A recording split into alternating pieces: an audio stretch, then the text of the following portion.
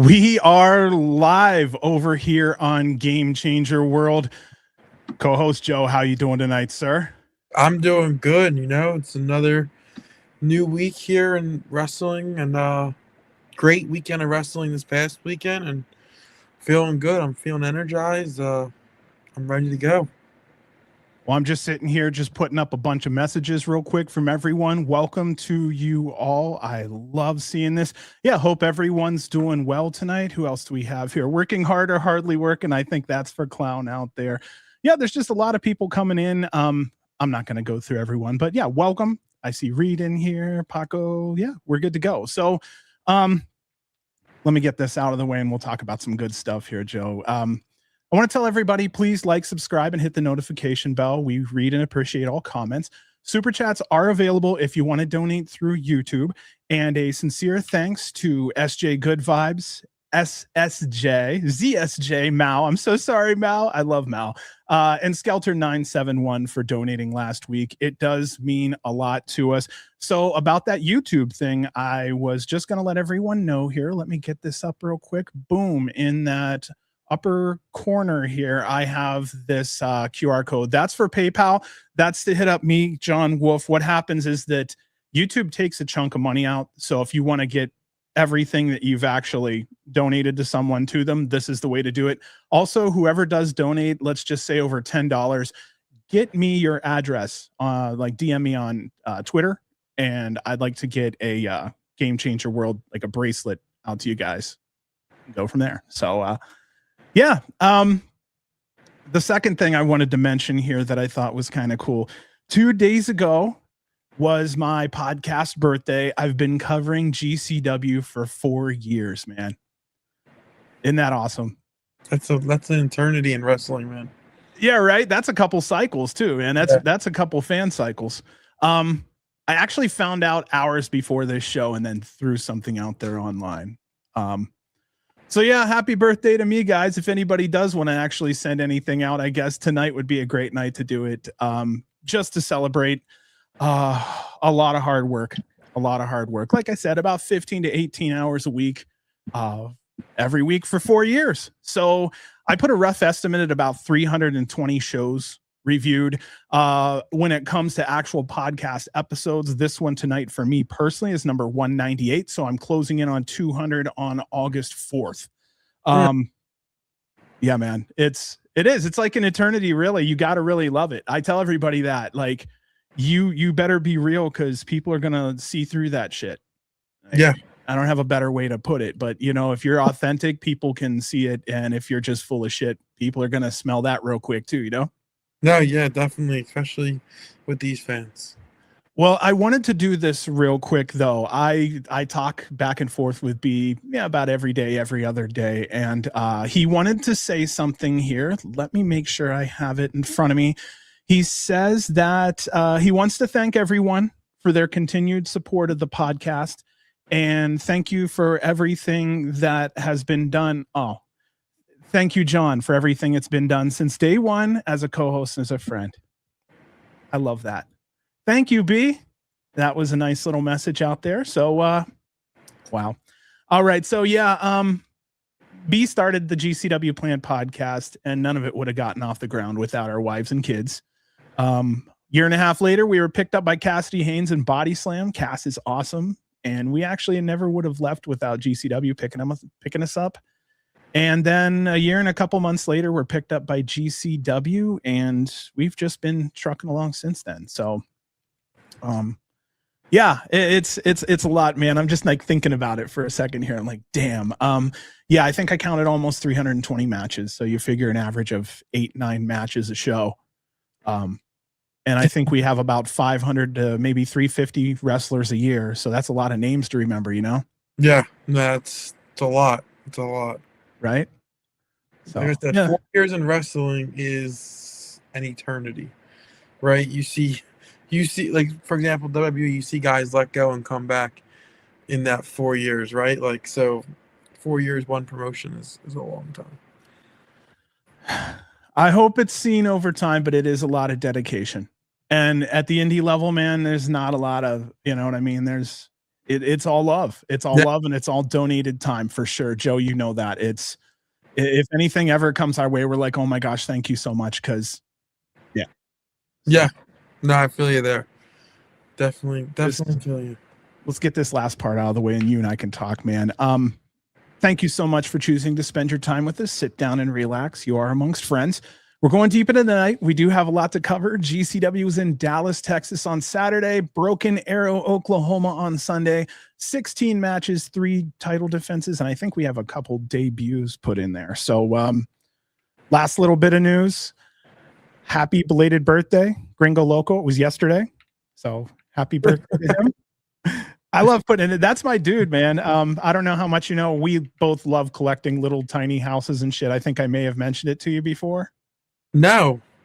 Oh, you don't know? No. What is that? Okay, so well, first of all, JB, thank you so much. I appreciate you. Happy anniversary and congrats on 4 years. Peace and love. All right, thank you so much. So I had Gringo Loco on an interview and we were talking, and I have a question that talks about, hey, let me know something you like to collect or something, you know, you're proud of. Like, you know, if you, long story short, if you collect something.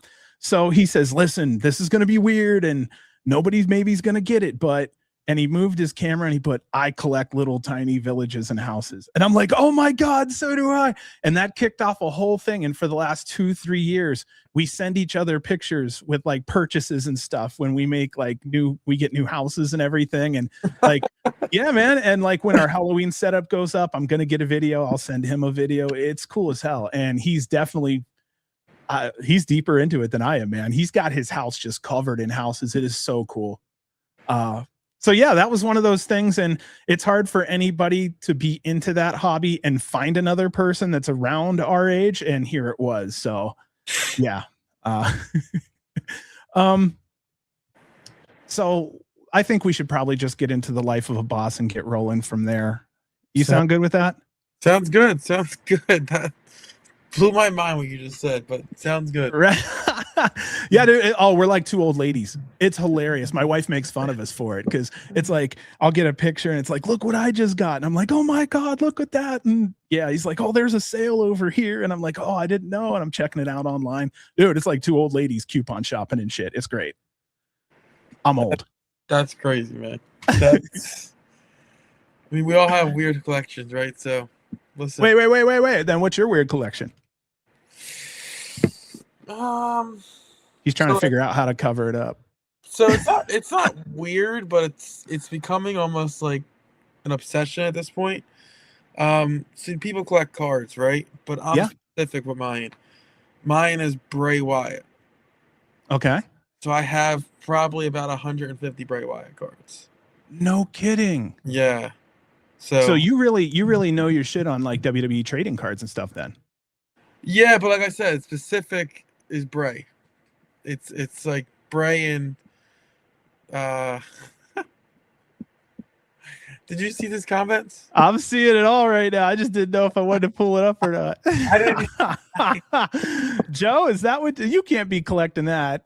Listen. Where do I hide that with 2 kids who root every drawer? I love you, Reed. I love you. He said, never mind. But yeah, so that's I don't know if it's weird, but it's definitely like an obsession at this point. Like Bray Wyatt trading cards. Dude, that's awesome. I love it. Yeah. Are you keeping up to date on them, or is this one of those things where, you know what I mean? Like, because I'm sure every now and then, like a Hall of Fame version or a vintage type of something will come out. So all the new cards just came out, like WWE Universe, and then obviously Chrome 26. Like they all have updated Bray cards. So no, and then so next comment is about the any autograph cards. So I have a lot of auto cards, but no Bray autos. So me and my son do it together, and you know, I try to keep it under like $70 a card. Bray's cards for autos start at like 300, and I'm not ready to shell that out yet for a collection I do with my 8-year-old, right? So maybe when he's older and he cherishes them a little more, sure, but right now, no. Yeah. There'll be a time for it. That's awesome though that you're doing something like that. I love collecting stuff as a kid. So, yeah. The only problem now is I don't know if you see the new thing that's going on is like people like waiting like outside like 6 o'clock the night before for card releases and stuff. Now it's like it's ruining the hobby a little bit. Oh, I'm gonna tell you, you see that with like all kinds of card collecting, all the way down to like Pokemon. These guys are like waiting outside the vending machines and shit, especially out here in Vegas. Like it's wild. So there's a Target right around the corner from my house. So they do drops every Friday morning. Thursday night, 6 o'clock, there's chairs in the parking lot lining at 6 o'clock the night before. Even these little dumb things, these squishy things, they're called Ninos. Yeah. Ninos. Like they're those like are awesome. $10, and people sell them for $30 a piece. It's Here's my I have one of those old school Kush balls. Yeah. I got a little touch of ADHD, so every now and then I need something to keep my attention. I wouldn't know a damn thing about it, brother. Oh my gosh. All right, here. So yeah, The Life of a Boss from Gillies in Dallas, Texas. The show opened here. I honestly felt like, Joe, this had all my favorite staples. You're looking at like gorgeous venue, solid wrestling, crazy death matches, a wild crowd. Also, I like the ring size, and I actually want to go there sometime. So I'm going to kind of throw it back to you, man. What's your thoughts on Gillies? No, I agree. And I think one thing you left off is like big city, right? Like whenever they go to like big city, it always feels a little more important, right? So Dallas, it just felt like these guys were going to show up and show out. But yeah, outside of being in Dallas, because, us Philadelphia people can't really like Dallas and say good things about Dallas, I enjoy the venue. I do. And it just felt like, looking at the card on paper, like this had some can't miss matches up and down the card. Right. And Saturday had, we'll get into that. There was some good stuff, especially on Saturday. Yeah, a lot of stuff that also moves storylines along too. Truth. Okay, so we're going to throw the ball this way back to MLJ and John Mosley on commentary. They always give us shout outs, so we want to give them shout outs back. We love them. From John and Joe, man, we love you out there. Production was good. I can hear entrance music again. There was that last weekend where we just couldn't hear anything. Otherwise, cameras caught everything. Lighting was good. So, anything else before we get into our first match? I love when show starts at 9. You pop it on and there's like 2-second timer, right? 20-second timer. And you're like, okay, like the show ready to roll, right? Like if I'm sitting down on a Saturday night to watch the show live, like I just hate when there's such a long timer, right? So that felt good this weekend that there wasn't that, get to 0 and the clock restarts to 10 more minutes. Lauderdale time. That's what I like to call it. Like, we're down to 2 minutes and all of a sudden that shit's back up at 8 again. I'm like, whoa, wait, hold on. What? Yeah. That happened for spring break, right? Or the the clusterfuck. It just it went down to 0 and then went back up to like 20 minutes or something. Yeah.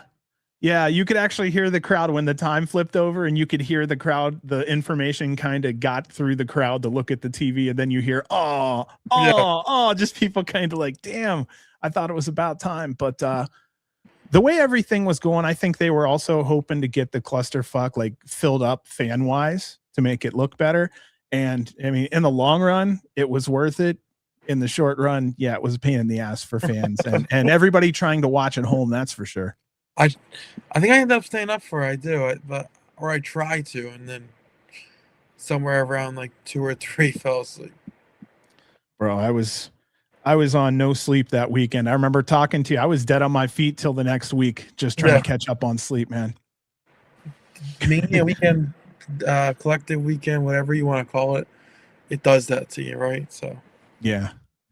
Okay, so we'll roll into the 6-man scramble here. This is our first match, our opener. We had Vin Parker, Sugar Cane Carter, Sal Mastretta, Phil Shark, Gavin Ash, and Bobby Flacco. It was a 9.5-minute match. We already love Bobby, Sal, and Gavin, and they're solid with us in the fan base. So I want to kind of switch it up and talk about those new guys for a minute. I don't believe I've ever seen Parker, Carter, or Shark before. Have you seen any of these guys? I would be lying if I said yes. I'm not gonna lie.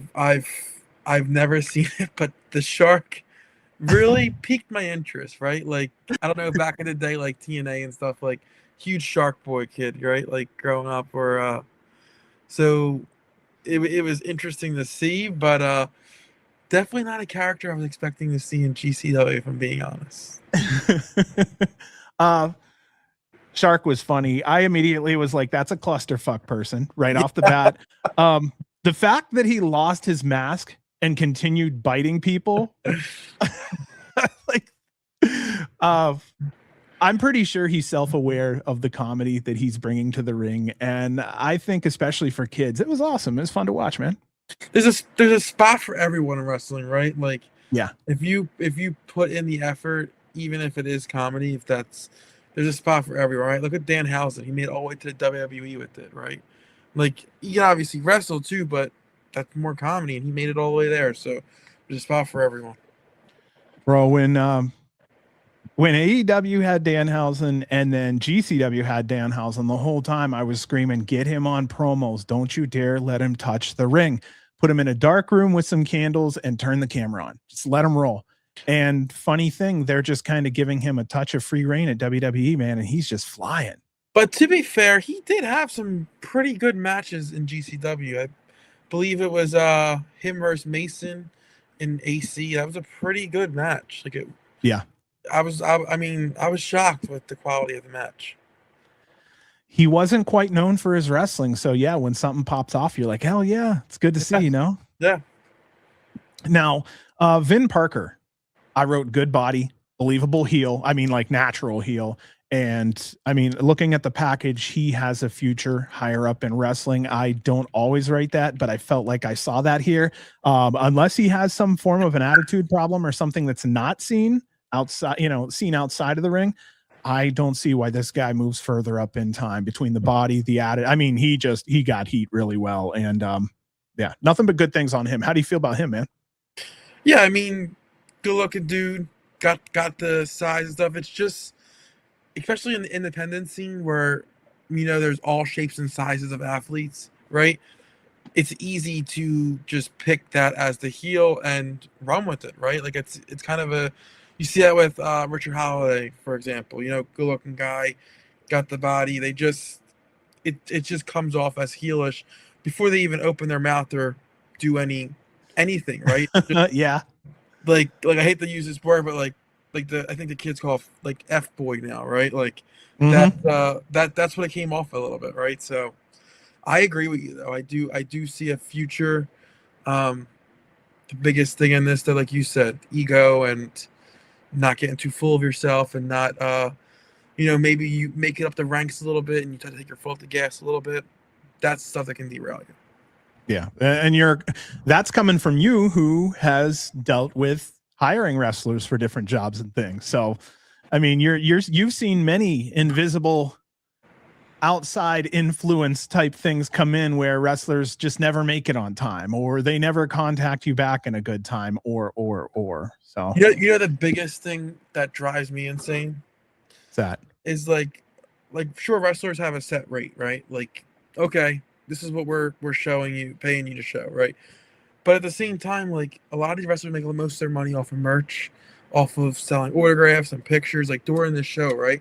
Mm-hmm. Wrestlers that don't promote the show they're on drives me bonkers.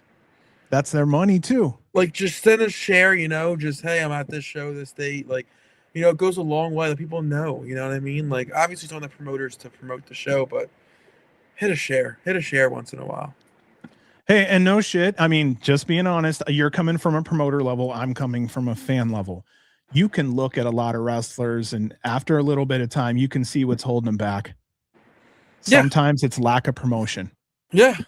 No, and the good one, again, I hate to keep using his name, like Richard Holiday, right? But like, he gets it, right? He puts out videos, he's doing all, like, people like that succeed because they're good in the ring, but they also do a lot of the work that's outside of the ring. Yep. No, you're right. The other thing I had on on Parker here was the fact that when I see somebody with a body like that, that lets me know he takes himself, his body, and his career seriously. That also, I think, matters here in this scenario. No, it definitely does. Again, this is not to knock anybody, but it's independent wrestling where, you know, you go to school and you put in the effort, you're gonna get a match usually, right? So yeah, without even putting that kind of effort in that he's doing. So it's refreshing to see someone invest that into themselves. And then everything Sugarcane did in the ring was fantastic. I thought he also had a good look. I'm a redneck, so it's fun saying Sugarcane. I'll hide the accent, but just for fun, I'll bring out Sugarcane. It's fun to say. So yeah, he's got kind of a local feeling to him, and he's got kind of a local name. But down south, man, I like pulling for Sugarcane.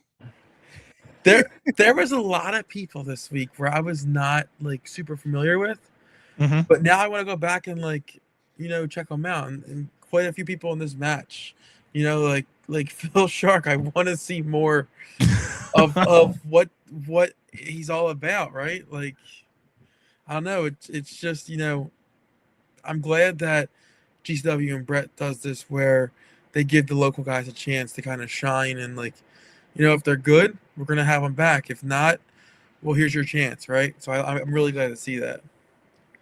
Kane Carter and Vin Parker were both Dustin Rhodes trainees. Interesting. Wow. Okay, you got me on that one. I'm usually the stats guy and everything. Good shit, Reed. Again, that's why our listeners are freaking awesome in here. Oh, the last thing that got me on this match, dude. Referee Adam Galt hit a cutter, and the fans just freaking popped. So I was thinking I'd like to see him hit a 619 and call it the 1-2-3. Right? That's creative. That's definitely creative, and seeing what he's able to do in the ring, he definitely could hit a 619 or a 1-2-3 and make it look smooth.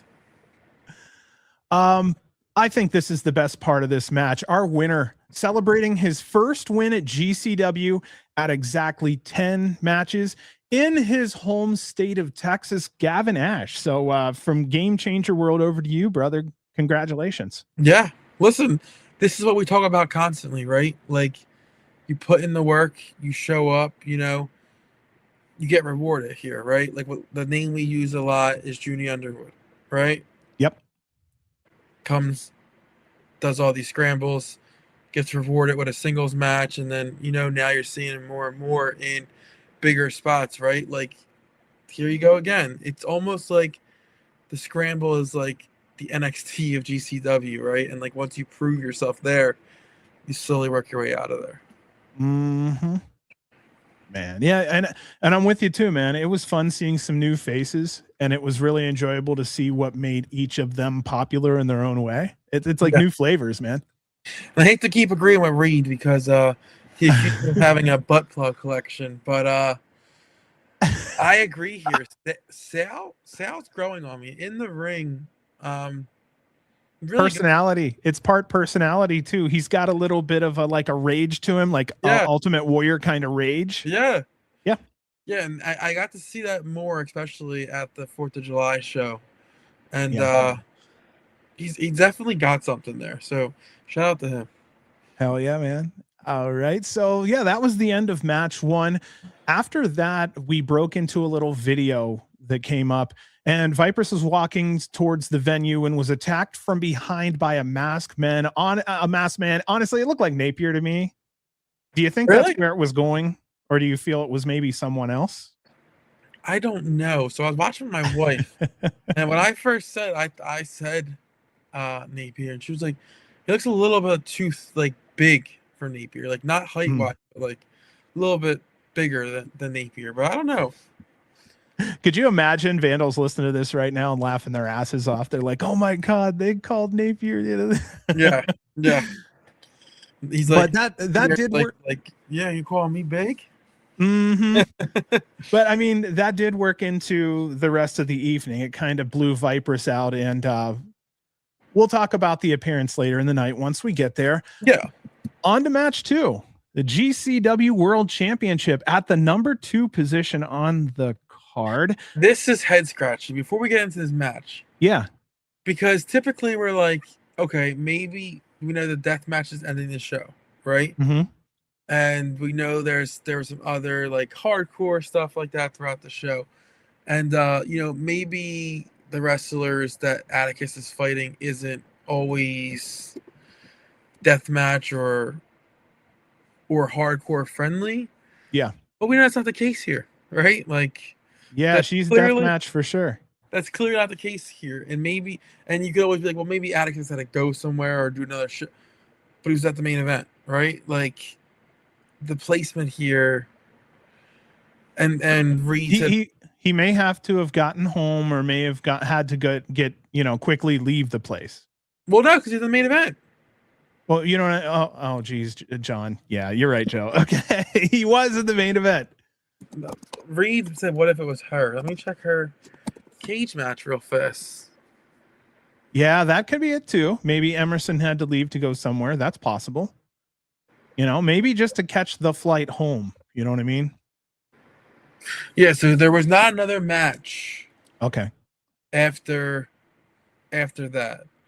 So I don't know why it was second, but second, I think I even texted you during the show and was like, second on the card. Yeah, that's the first thing. I'm like, we need to talk about that just to kind of, get it off our chests here. Like, I'm noticing he's moving slowly up the card more and more to some point that our championship may be the opener if we don't, if it keeps sliding at this point. Because I remember going, oh shit, it's not in the 9th position. It's not the main event. And then, of course, the ultra violent is generally the main event now. And I like that. So I could see where our world championship could be 8. I do like it going last, but I also like a violent fucking massacre as my last match, Yeah. But I don't think what you said is wrong, John. Like, you see it with a lot of like beer companies now, WWE, AEW doing it too. Like, if you're not last, why not go on first? Right? You're seeing big matches go first now. So I just think maybe if Atticus ain't main eventing at this point, maybe open the show, because 2 to me just seems an odd placement. I see, this is a weird one because any other time I'd agree with you, but there's always those patented scrambles. So let's talk for a second. Where would you put the scramble? Directly in the number 2 position, maybe after an intermission? Where would you? I would say if we're doing an intermission, right before the intermission. Really? Yes. So you wouldn't make it start the second half. What would I'm just because you're one of those guys, what would you start your second half with if you had an intermission? Do you go with a solid wrestling, a tag? So looking at this card, right? Mm-hmm. If I'm coming back from intermission and we're splitting it in half, I think I would go with Savage Gnomes versus Cowboy Way. Because I feel like if the fans just say are buying merch or they're getting food and drinks or they're outside smoking, the second they hear Bear Bronson's song kick they're on, back in. They're coming back in. Right? Smart. So that's what I would do. And then Ishmael here. Good to see you tonight, Ishmael. Says the world title should be 6, 7, 8 or main event. I'm not disagreeing with that, but what I'm saying is if it's a situation where he's been fighting people who have to be somewhere else or do something else, why not open the show? Why not second? And there's Justice said, I absolutely think Scramble should open the show, as I feel it sets the mood for the rest of the show. So yeah, nobody's wrong here. No shit. Nobody's wrong here. It's about taste, really. How do you want to start your dinner? Do you want to punch in the mouth, or would you like, a nice little appetizer? Like, how do you like it? And see, here we go. Cole said, I agree. It was odd placement. Fantastic match, though. That missed door bump on the floor. Yeah, I was going to talk about that. That bump on the floor this weekend, overall. Oh, these man. Weekend were ridiculous. Also, Atticus stabbing the shit out of Emersyn until she started to protect herself. A deathmatcher protecting themselves? Listen, I love deathmatch, but I started to feel a little bad for her. I was like, he's laying it on thick here. I almost thought maybe something was said backstage and he just went through his match. I don't know, man. I don't know. Whatever it was. Let it out. No, I just maybe something was said. Maybe they just don't get along. But yeah, that power bomb. That's right here with Ishmael. That power bomb just it was stiff spots. Is that what you're saying? I'm saying that the spots were a little stronger than normal. Hey, man, wrestling's wrestling. And now I'm bitching because there's contact. I mean, come on. That's a wrestler who knows how to do this. Wrestling with another wrestler who knows exactly what the hell they're doing. So I'll say the added oomph that everything had definitely was raising my eyebrows. But overall, I mean, I really did enjoy it. No, I agree. It was a hard hitting match. It was good. I don't know. I don't want to say it was good, right? But like, I don't know how else to explain it. It was like, it had like that, like you said, like blurred lines almost, right? Like, beautiful. Yeah, it made us believe a little. Wow. Exactly. It's like, I feel like the guy right now that has had that gym one time was like, it's still real to me, damn it. Right? Like, we can cry together, bro. I get it. Yeah. I get it. A couple of little things here. Emersyn Jayne was last seen January 17th, funny enough, at Gillies. Also, the glitter tits chant. I almost made that my name tonight instead of John Wolfe. I thought it was great. The fans were chanting it. It was hilarious. She was also in different gear, if you noticed. Instead of the MC Hammer style pants, she had the jeans. Yes. I liked it. It was something different. Even my wife was like, wait, she's usually in those like kind of pants that are more like loose. And we're going, wow, maybe like, is that like Big Capadon saying here, is that the new look?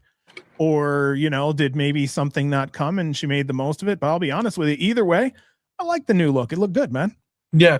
It almost like took you back to like the old school WWE days when we're going to have a street fight and the guys came out in jeans every time. Like, that's just like the patented go-to jeans street fight match, right? Like, that's what put me in the mindset of. Yep, the Balls Mahoney style shorts. That's what's up. Yeah, the ECW holy shorts, man. The jorts, the holy jorts. Comment. Oh yeah, there was also that QR code for Atticus during that entrance there. It was cool to see that. I think we're all kind of in the, you know, the case it's Gacy, correct? Artist formerly known as Gacy. Yeah, well, so if you watch the video, halfway through the video, it pops up Joseph Sawyer. So that's, yeah, that Gacy's going with. Interesting. On the indies now. Screwball, our West Coast correspondent's in here. You didn't miss a whole lot. We're just BSing. We're on match 2, getting ready to finish that up soon. Also, I think I was telling you, Screwball, maybe not in our group chat here, but 2 days ago was 4 years for me and B for covering GCW wrestling. So I'm going to also say thank you to you, Screwball, because without your help on several occasions, the show would not have gotten off the ground. And we haven't seen you a lot lately, but I want you to know you're so very important to us on so many levels. And we do appreciate you. I will be seeing you in September for sure out at LA. And I'm fairly sure you're going to be my broadcast host for the kickoff show. But you deserve a little time to also to just say, we love you. You're awesome. And just like everyone else, man, blood in, blood out. You're here until you walk out the door. So that's it. Just wanted to give you some love. Yeah, the pre-show. We're gonna do a kickoff show that day. So if you want to come there early and do it, cool. If not, yeah. But it should be fun, and I'm sure we're gonna see him. Screwball loves these things. Do we talk about those phone call vintages between Sam Stackhouse and KJ? Possible. And we haven't got to those questions yet. We will be talking about Stackhouse, KJ, and Vandal here a little bit later on. The only other thing about this Atticus match, this was his 22nd title defense in 239 days. Also, his gear was an ode to a famous quote from Texas Chainsaw Massacre 2. I didn't know if anybody else really knew here. But he's still our champion. He was our winner here. 14 minutes and 46 seconds. Anything else on this match, man? No, I mean, listen, we can complain about it being second on the card, but it still delivered, so there's nothing I can complain about from this match at all. All right, then we'll roll into our third match. Leedz Lewis versus Chris Carter. This was Chris's 8th match at GCW, last seen over 2 years ago, June 29th, 2024 at Gillies. I wrote that he was deceptively agile and matched up better with Leedz than I expected. No shit, Joe. After watching a good chunk of this, I was like, I need Leedz versus KJ. Like there might be something special there. So I'm going to throw it back to you a little bit. How'd you feel about this one? Short 8-minute match. So you always talk about matches where it felt like TV wrestling a little bit, right? Like these are two guys where you could pop on a show on Wednesday night and see either one of these guys on TV, right? Like that's what I took away from this match. Like these two guys are guys to watch overall because their trajectory, their careers are just, slowly going upwards. So shout out to both these guys for showing out, especially being sandwiched between the title match and Savage Gnomes and Cowboy Way, right? Like that's not easy to ask to do, and to still have a memorable match even between those two is a hell of a feat. And I don't know how many years Chris Carter's been at it, and I'm gonna kind of see if I can look it up real quick here. But honestly, he's got to go out there, have a match between those two people, and then also he's out there with a match with Leedz, who's I think under 40 matches still. Yeah, he's 8 years in the business. Yeah, which is a nice amount of time, but in the wrestling business, it's like a walk in the park, right? Like it's not crazy. So this wasn't, but it was part of the match.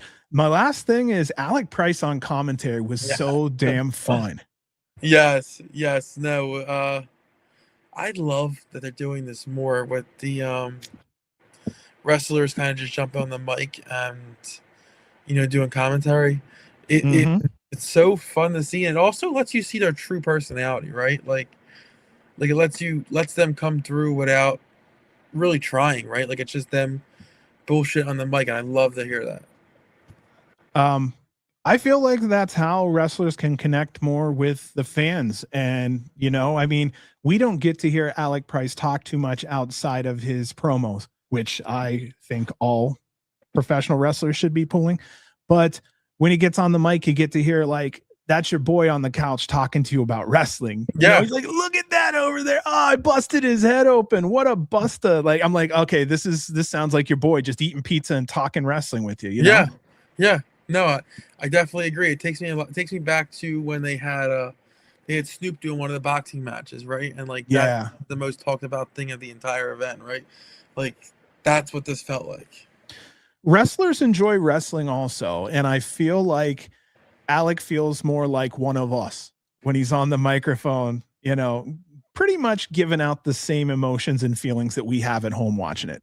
Yeah, I mean I know there is some few because WWE does that new NIL thing where they bring the people right from college and stuff like that. But like you said, most wrestlers were wrestling fans first, right? Oh yes. Like you have a few here where maybe like didn't even know what wrestling was and they were just signed because they were elite athletes. But for the most part, they're wrestling fans first. What's up, SJ? Good to see you. Thank you for popping in. Also, yeah, we saw you got a new car. Congratulations.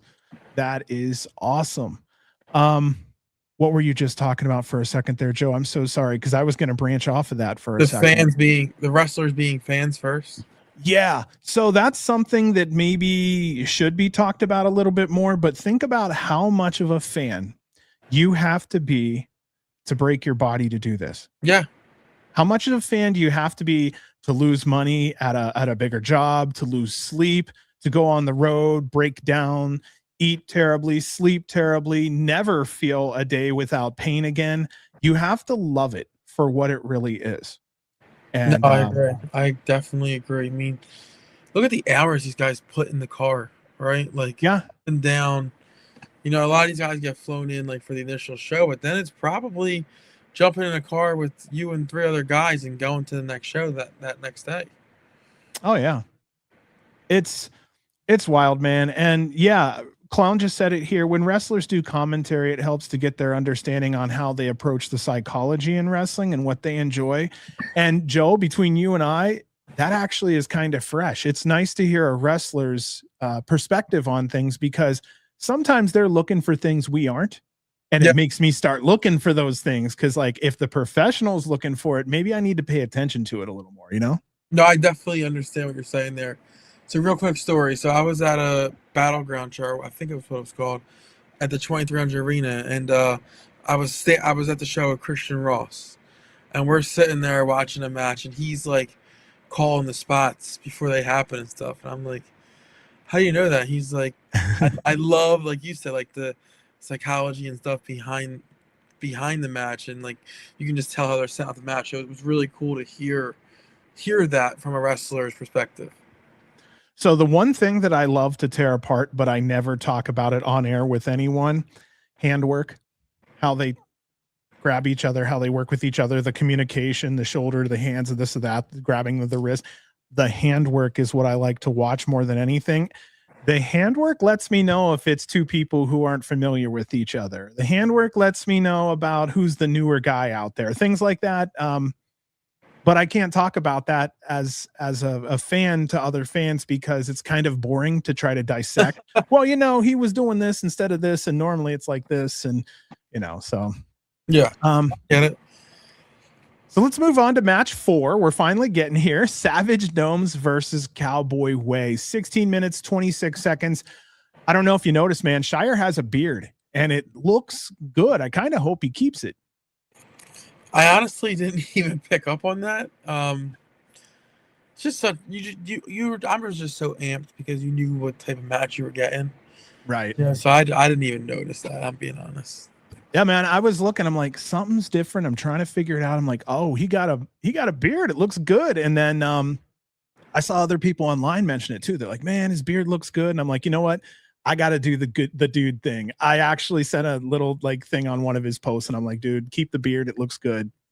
You know, go with it. But it does. So I mean, what you gonna do? Funny thing here. Bear hasn't met Shire in singles action. That's a freaking shame. And Bear hasn't met Manders in single action since April in Las Vegas. And I feel like that needs to happen again also.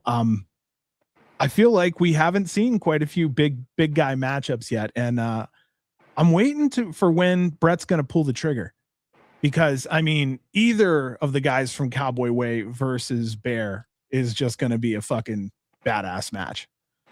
See, I agree with either of those is a badass match, but the last 2 weekends, Brett's given us Bear versus some big ass guys. So I was thinking singles. Are you saying just overall? Well, no, I mean last week, right? He fought Paro. Oh shit! Yeah, as I say this, you give me like Sunday, a great example. He fought Brick Savage. Oh my god. Okay, I stand corrected. Oh, okay. Yeah. Maybe these are just the two big guys I'd like to see him fight with. Maybe I'll recorrect that, because you corrected me on that one, man. No, but I definitely want to.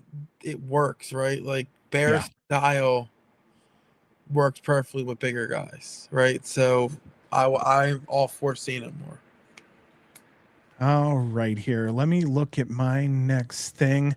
Okay, so this, I think, may have been Gabby's first or second match back after that lip injury that she got from Charles Mason.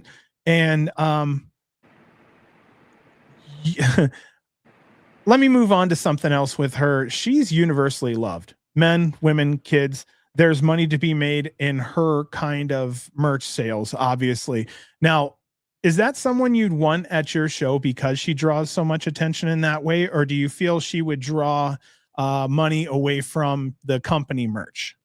No, I think she's someone you have to have on your card. She's just the energy that she brings from the second her music starts until the second that bell rings at the end of the match.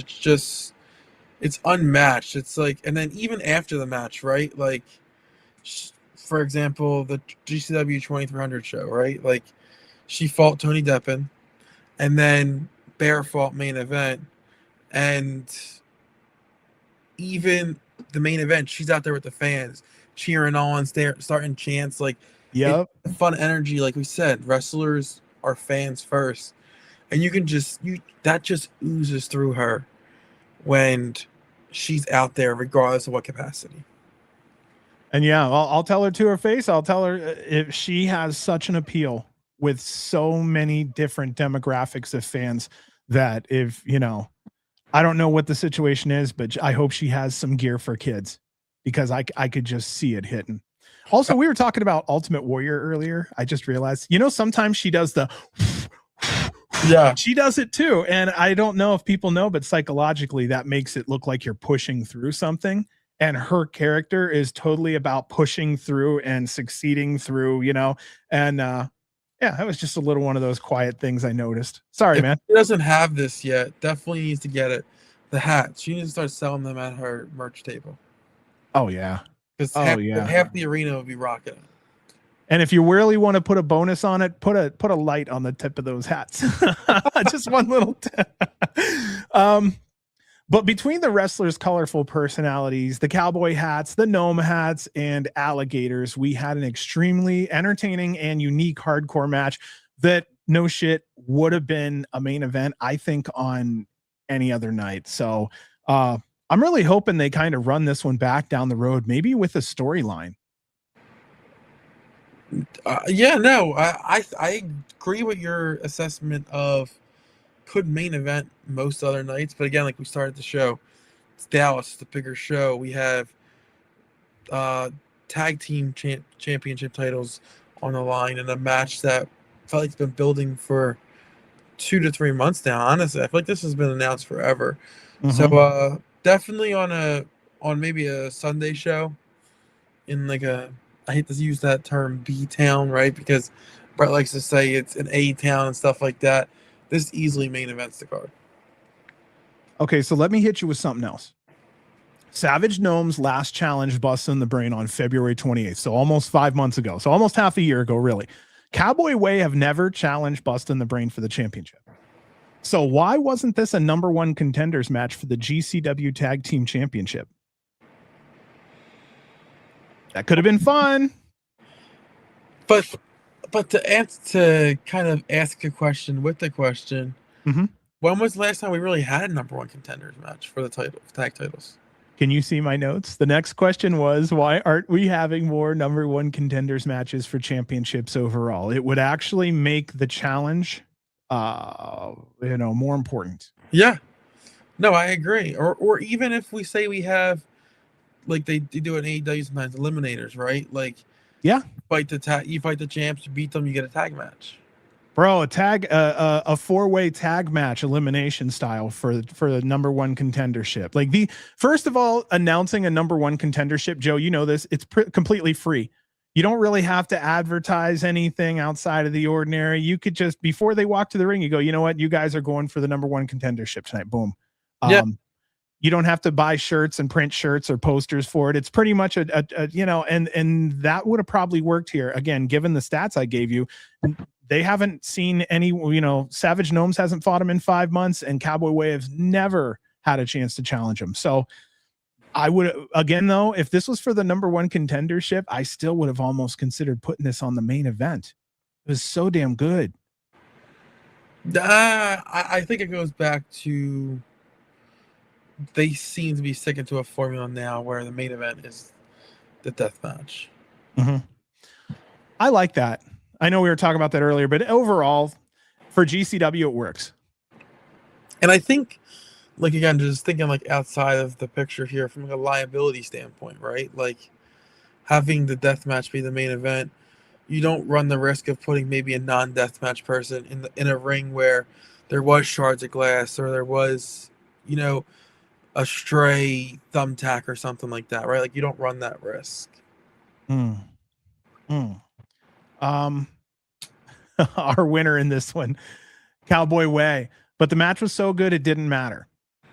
So if we can, please, Brett, add Savage Gnomes and Cowboy Way to the list of teams who are serious contenders for that GCW Tag Team Championship. Yeah, no, I definitely agree. Definitely, maybe even them running it back to see number one contenders. All right, let's roll into match number 5 here, Joe. Christian Napier versus Danny Orion. Now, this match didn't start out this way. Originally, it was going to be Napier versus Vipers. However, of course, we had that attack. So Napier decided, let's force a 10 count on Vipers. So he picks up a cheap win. I'm not even sure if Cage Match counted it, but he picked a cheap win. Vipers. So this is kind of funny. If everybody looks at Cage Match, Vipers was tied with Atticus for first place with the most matches worked at GCW in 2026 at 30. Atticus worked this show, got number 31. Vipers was injured. She now moves to 30. So she was tied for the most appearances at GCW in 2026 outside of our champion. That damn attack. So now I think it is Vandal, because maybe it's like, well, she can't have the most, Yeah, it's definitely Vandal. Napier pissed off everyone, saying that it's always Ohio over Texas. Talking about Orion, I think he did well. Solid wrestler overall. I liked his performance the second night of the weekend better than this one, but I just want to say it was good seeing a Vandal match where Napier stood on his own without interference. Am I right? Yeah, I feel like we talk about it every show. Every show, I feel like we talk about Vandal 48 making the save or something along those lines. So, no, I definitely agree that I don't have to be broken record today for his match. Well, I mean, jumping everybody is one show of strength, but standing on your own and whooping the piss out of someone is another show of strength. And I would like to see them maybe go towards that more often and go into after match attacks instead of during match attacks. But that's, again, personal opinion, Joe. You may think differently. No, I agree. I definitely agree. Allow the match to end cleanly, and then after match, whatever you need to do to continue pissing people off and being the heels. All right, here. Why do I feel like I missed something real quick on my notes? I'm going to look here. So, yeah, Christian Napier won this one. That moves us into our next match. Joey Janela versus Brick Savage. Now, Brick Savage, we last seen them in April, Big Gay Brunch 11. Powerhouse. The height and size give me KTB vibes. Does that sound right to you, Joe, or no? I'm going to look it up. I think Savage might be even bigger, if I'm being honest. Probably. Yeah. Probably a little bit. I'll look it up real fast. But I've said it before, and I'll say it again with Brick since the last time we seen him. I like him. Yeah. And I think it would be fun watching him sling around young guys in scrambles, Yeah, I think he always gives it his all every time in the ring. It was hard. And if they found a partner, you're talking about a deadly tag team. Like, I don't know, Pero and Brick would be fucking insane. So KT, real quick, Mm-hmm. ATV is about 6'1", anywhere from like 230 to 270. Brick Savage is 6'2", 6'3", about 330. So I'm not gonna lie, I really honestly think that KTB height number's a little height, or I think the height number's a little higher than it should be. Really? Yeah. I don't know though. Maybe I can be wrong. You know what I mean? It's all personal opinion until I stand there and actually measure the guy. But yeah. I was gonna put him more like 5'10". Okay. 5'11", and then maybe he booked it, because once you put a lift in that shoe, there's an inch. That puts you at 6 foot, and then there's the bullshit meter that puts you at 6'2", 6'3". So 5'11" can be 6'2" real quick. Yeah, I agree, because there's a picture here of him and Shane Mercer, and he's maybe like an inch taller than Shane. Mm-hmm. So no, it's just like anytime I see a guy that's 6 foot, I'm like, he's probably 5'10", 5'9". And then, like a 200 pounder, and he's probably 185. Well, that's like 190. That's like in basketball, right? Like everyone has these platform shoes now. So they measure with their shoes off, right? To see how true that it really is. Holy shit. Brick Savage and Dmitry Alexandrov has history as a team. My good damn, dude. Okay, I didn't know that one, Screwball. Nice. Savage is wider than KTB, so that's scary. Pero and Brick would be amazing. They'd murder everyone. Good to see you tonight, Machete. Okay, my next question for you, Joe. in a positive way, do you think Joey Janela is the indie equivalent of Chris Jericho? Can you explain that a little bit when you said in a positive way? I would say in a positive way. Like, do you feel that he puts himself in matches with younger talent to get them over, to help push them, you know? The difference is that Joey doesn't always need attention on him, where I felt like Jericho always kind of needed more attention in various ways. Or needed to win. Correct. I feel like Joey's able to push some of that aside professionally for a bigger picture. And I feel Jericho probably does the same thing. I'm sorry, Joe, but I feel like it looks like there's a conscious effort on Janela's side to think of others first in this scenario. And I'm not saying Jericho don't. I'm just watching what goes on in the ring. On the back end of Twitter, Joey's firing off on people. So I mean, it's how you look at it. But professionally, I feel like Joey does put his best 2 feet forward to make someone look better. And I think it's for the future of wrestling. Yeah, no, I agree. And I definitely think the difference in the comparison stops maybe when you talk about Joey's willing to put over younger talent. But at the same time, like, where the similarities come back into play with them two is when in fighting a name like that in the industry, you don't need to always win, right? Like, for example, I forget when it was an AC. Joey was in a scramble, and Flying Ryan and him had an excellent sequence, which led to a match between those two. And Ryan ended up losing, but you just knew, like, he didn't need the win in a situation just because he proves he could hold his own with someone like that. That's winning in itself. No, you're right. And I don't know. I just felt like when it comes to somebody who's been in the business a while, trying to give new kids an opportunity and not just talking about it, but going out there and being about it, putting himself on the line in things that maybe he doesn't always have to. But overall, just giving a younger guy a quality wrestling match, and sometimes a veteran guy a quality wrestling match. I can tell you, I've seen 1 or 2 guys roll over and just say thank you to Joey that were people with more experience than him after the match. No, I definitely agree. And that was an interesting question to think about. Well, our winner in this one was Brick Savage. So after this loss, Joey Janela's losing streak sits at 15 matches straight. He will quit if he doesn't win by his 20th anniversary show. Okay, so we talked about it a little last week, but I want to talk about it again. Who do you think is his opponent at the 20th anniversary show? So that's a tough one. Right? I wouldn't be shocked if it was Megan Bayne. Sound off, everybody. Who do you think Joey's going to be facing at his own 20th anniversary show? Like, so if you got Megan Bayne storyline going, right, and it's like he's getting to his last show, and he needs to win or he's done.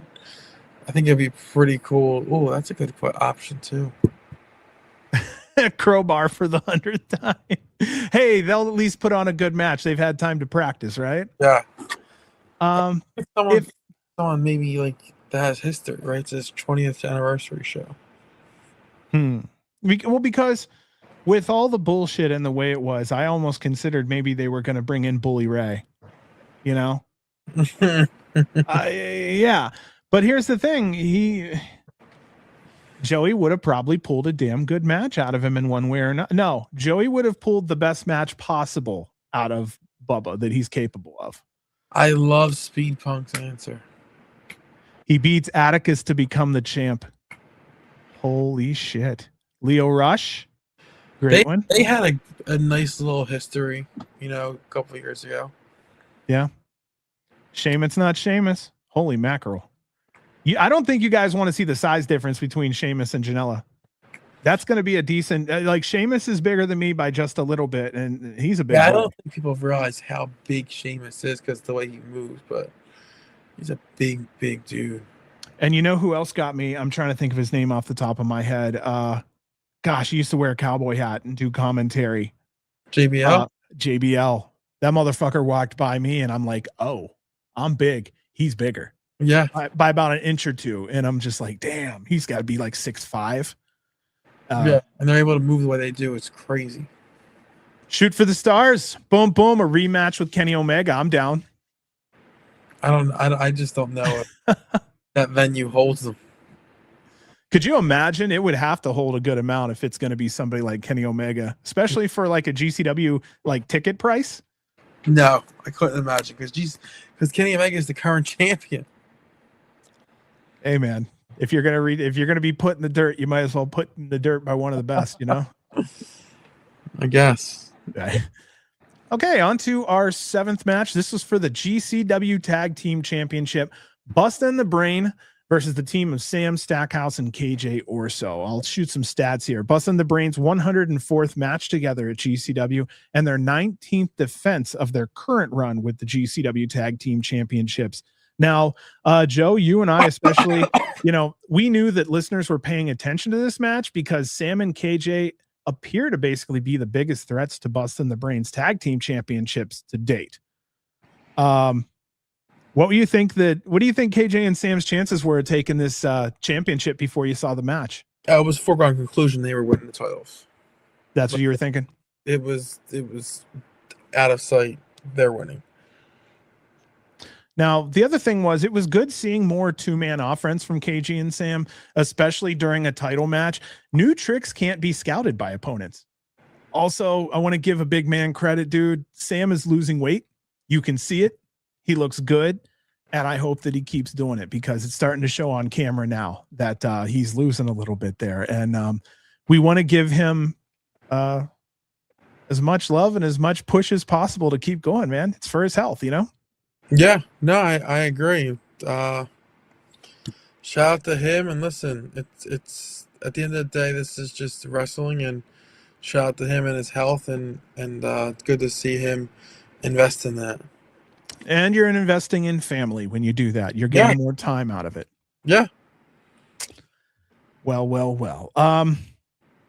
Further into the match, senior referee Adam Galt got knocked out by Stackhouse. Just as we were talking about the good side of Stackhouse. As the match progresses, I wrote here that I'm buying into heel Sam more.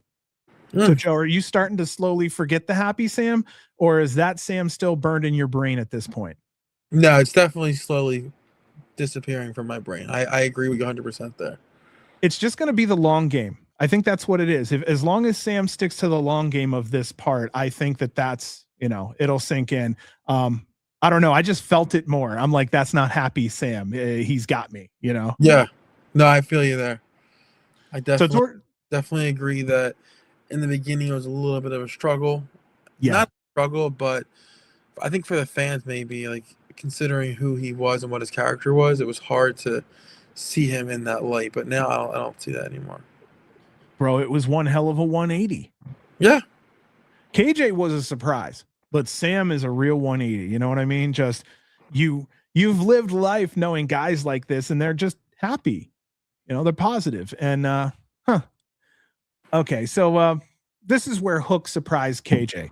It looks like we'll see a match between those two down the line. Are you excited about that, man? I am, because we've said it all the time that it's just not a matter of if, but when KJ's back on TV. So this is a great opportunity for him to kind of prove himself versus, even this match here, but prove himself versus television talent that he belongs on a weekly television show. I don't want to miss this message right here from Ishmael. He was shocked that Bustah and the Brain were able to pull off a super acid bomb on Stackhouse. Absolutely, and that's how they got the win. Our winners in the GCW Tag Team Champions, Bustah and the Brain. And I loved how Sam carries KJ to the back during losses. He slips him over his shoulder like a kid who gets angry and like, okay, let's go home now. I love it. Yeah, I was definitely shocked. Yeah, I'm not gonna lie. I think we were both shocked. We were so in our head that it was the title reign was ending. We'll go on to this is our main event from the life of a boss at Gillies. For our GCW Ultraviolent Championship, Otis Cogar versus Nino Extremo. 14 minutes and 39 seconds. Let me give you some more numbers here. This was Otis's third title defense on his newest title run and his 53 career match at GCW. And Nino's career is so fresh. Cage match still has nothing on him, but I know he's under 5 matches at GCW and he's getting that title shot. I'm fine with that. How do you feel about Nino getting his title shot? Yeah, I especially think they did a great job during the announce team to talk about a little bit as to why exactly he's getting a title shot, fastest rising star and stuff like that.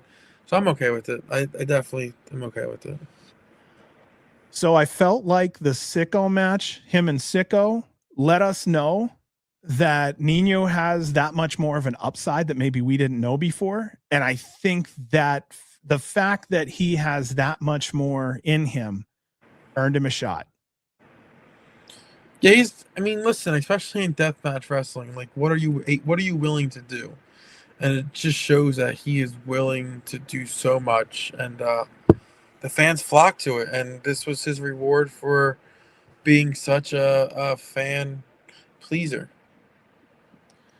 Well, this match had, glass everywhere. Eventually there was Vandal 48 interference. Viper's music hits. Surprisingly, she enters the ring to back up Nino. So I'll ask you this one. Do you think Nino and Viper's are on the same page now, personally and professionally? Definitely professionally. Personally, can't speak to, but it was definitely cool to see that her backing up after all the shit they were talking to each other. Right? There it is. Otis. That's our main eventer right there, man. He's in the chat tonight.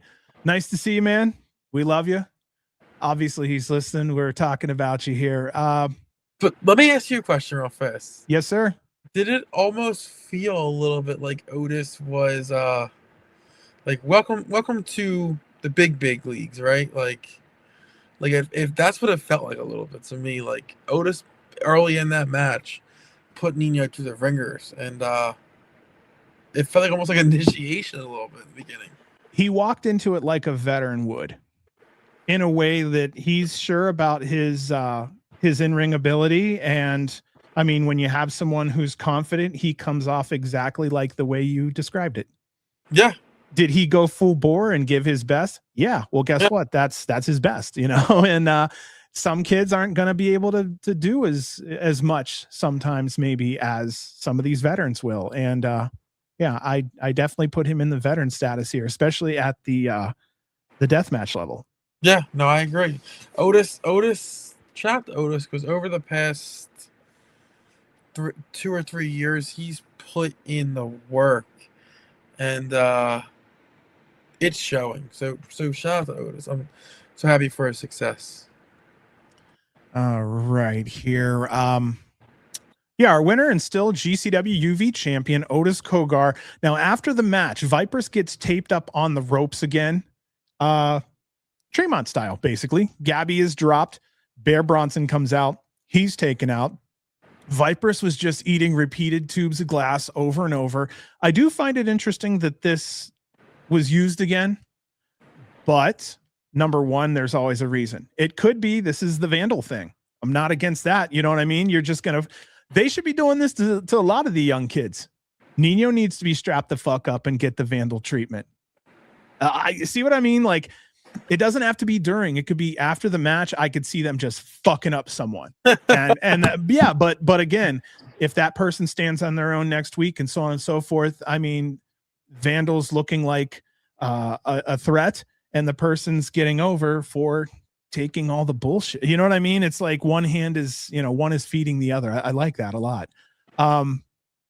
See what else I have on this one here. The interference. Yeah. So I'm really hoping that does go after the match. And again, this is just personal opinion. They're telling the story. I'm just a watcher here, only because it kind of breaks the illusion of competition. GCW fans still feel that athleticism and competition should be at the forefront here. Nino wasn't the person sticking their nose in our business, so we got rid of him and took care of her. I think that's fair. Now here's a funny one. If if Viper's and Nino don't get along, I wonder if maybe they bring in Nino for a 4v4 sometime. We'll get down to that in a little bit. I maybe brought that up too soon. We do have a fan that asked a question about that later, where maybe Vandal brings in one more person if necessary for something and whatever that may be. And yeah, if we wanted to get Nino over maybe as a heel, that might be the way to do it. Whoa. Is it too early for that shit? Absolutely. Let's have our honeymoon period first, you know? Yeah, I don't know about that. What you're saying is don't break my heart. We just started dating. Yeah. I get it. So looking ahead, this is where the question comes in. Are we getting a possible trios match? Vipers Gabby Bear versus Vandal 48? That's what it seems like. That's what it feels like it's headed. But that's who would be the fourth? You want to pull that comment up real fast? Let me check real quick here. See, and he makes a great point, because if it wasn't family, I'm sure there are other people that could be brought in. Damn, because I can tell you right now, like, I'd love to see Alice Crowley come back in for a little bit. Like, there are a couple people there that they did their shit, man, when they needed to. But again, like I said, I'm from Canton, Ohio, so I love these guys and what they're doing. I want to see success. Damn, I can't talk. I want to see success for all of them there. Okay, so yeah, he doesn't think that's the direction we're headed. So that'll. So Reed, where are we headed then? If that's the direction you think we're headed? Yeah, there you go, man. Yeah, throw it out there. Let's see what Reed has to say. Where are we headed here? So it looks like Vandal probably won't have a fourth member unless they magically bring someone from somewhere we've never seen before. I don't know. If they were faces, I'd have them bring out one of the family dogs, and that's the, you know what I mean, and just everybody pets them, and you know. We're definitely gearing up towards Otis and Viperous. So that seems like where we're headed. I mean, that's how it's being pushed. We kind of talked about this though a little while ago during that three-way match. Remember where we were like, after the match, Atticus put Vipers through the tape, through like a door or something. Even after the match was over, it almost felt like, we said during the show, it almost felt like a warning shot, right? Like, stay away from my title. And here we are months later, and it feels more and more like that's what's happening here. You know, like, everyone, hey man, they're protecting their ground. Like, yeah, because everyone sees the trajectory and rise of Vipers. So, you know, you cut the head off of the snake before it gets the chance to grow. So I get it. What's up, Kite? Good to see you tonight. Said 48's not going to be in GCW for long. The Queen of Deathmatch will kill them all. They mess around with the wrong one. But numbers always win, right? Numbers always win. So, like, do you? I mean, I love Viperous, right? I think she's so talented. They have this. Vandal has this going. Yeah, and they know how to use numbers game. So we'll see where that's headed and who, because it's Vipers and ... versus Vandal 48 at this point. Do they want to put Bear in that picture? I don't know, but we'll see. Bill Bruno, what's up? Good to see you tonight, sir. Don't forget, also, just throw it out there. It hasn't been talked about because we haven't seen him since. Someone beat up Gage and prevented him from being the last entry into Cage of Survival. Miraculously, Otis was there, fresh off an injury, and took that last spot that was supposed to be Gage's spot. I don't think that can be overstated here, because I think so. You feel that's Vandal also? I think that plays a part in the future. Do you think both attackers were the same person? I do. Okay, yeah, I was kind of curious about that one right there. Where do you think that story will culminate? Homecoming, or is that too long? I thought Homecoming, but maybe Sunday of Homecoming. Maybe we see a spot where like it's Viperous and Christian and Vandal 48 gets involved again, and then the bells toll, place goes crazy, and and then it sets up a match for Sunday, possibly. We could be thinking of the wrong Christian. It could be Blake Christian. You never know. It's true, Reed. Homecoming is closer than we think. And yeah, Screwball right there. Homecoming is not that far away. Perfect timing. Maybe all these vandals are people who they're waiting to get out of contact. So at the moment, there's randoms, if that makes sense. Now, I know what you're saying, but yeah, they're definitely a family gang. They put themselves in that specific, Viper's going to be champ before year end. The way they're pushing, I could see a small championship run. I don't know for how long. She's a feel-good champion. And you kind of need a strong heel for a feel-good champion, a positive face like her. So I don't see Vandal going out of the situation very long, even if she did win that UV. I don't know when the title is, but I don't know. Yeah, and then we also have to play in part, like everyone's saying in the comments, those QR codes, right? That keeps popping up. Where does that play a part? And we know if it is Joe Gacy, we talked about it, July 24th, 3 days from now, or 2 days from now, right? His 90-day no-compete clause is up. So we could be seeing him at any of the next shows, right? Like any of the next shows, he could show up. So keep that in the back of your mind also. I love these open stories like this. It's fun to follow them. Gives us something to talk about, right? Yeah. Well, let's do this real quick. I was just going to say something somewhere has changed, and I feel like GCW since maybe April has just been put on better quality shows and matches. Are you seeing that? Is it just me seeing things and hoping that things are better? Like, I feel like there's been longer match times and a little bit more quality of matches. I think yes, because they're investing more in like the overall stories of these matches. It's not just matches for the sake of matches anymore, right? Like they're doing a great job of the bigger matches actually having some background to it. So, Bill, we were just talking about Sheamus and GCW. One thing I didn't talk about would be pricing. I have a feeling he'd be up there pricing wise. Yeah. No.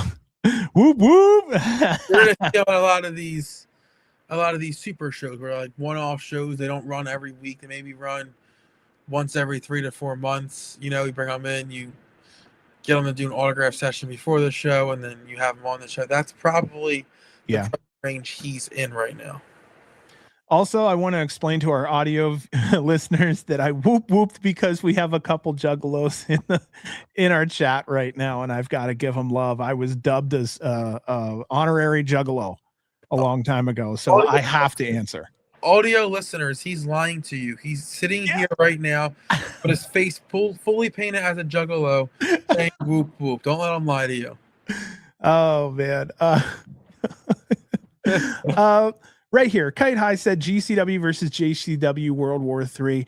Okay. Yeah.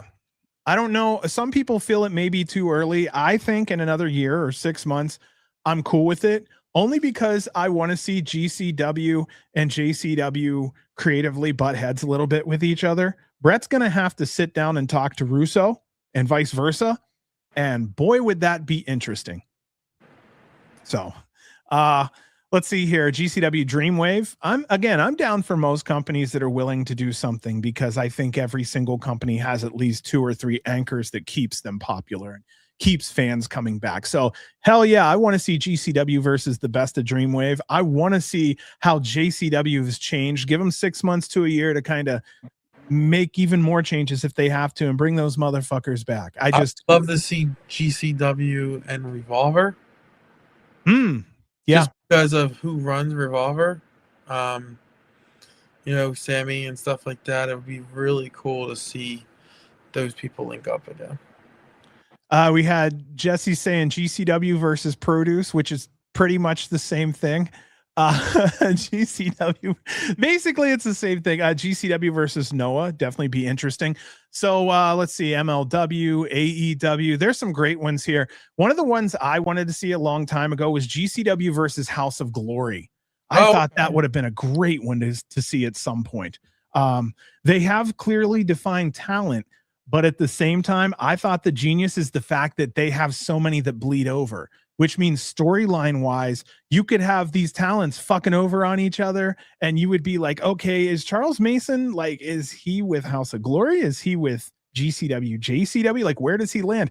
And these people could fluidly move within storyline wise, and you'd be like, okay, is he with us? Is he not with us? Because he just fucked over a JCW person, and he just fucked over an HOG person. Like, what the hell? So, yeah, I think that would be very interesting. Oh, there we go. Yeah. Cool. America's Most Wanted versus Joseph Sawyer and Samuel Shaw being a real match is amazing. Did that get announced? Good question. Said July 25th. I don't know. Are you just spitballing something there, Reed, or is that something that's been announced? Because I don't see it. Good question. Yeah, let us know, Reed. That's an interesting one. Do you think it's a minute and 20? It's an hour and 23 in. Do you want to take a quick 3-minute break and we'll come down and do part 2? Sure. Oh, right here then. Everybody, I will go ahead and get us on a quick 3-minute break here. I'm gonna turn off the chat comments real quick so that we can see the whole cookie. Yeah, man. Everybody, take a break. 3 minutes here, and we will see you shortly.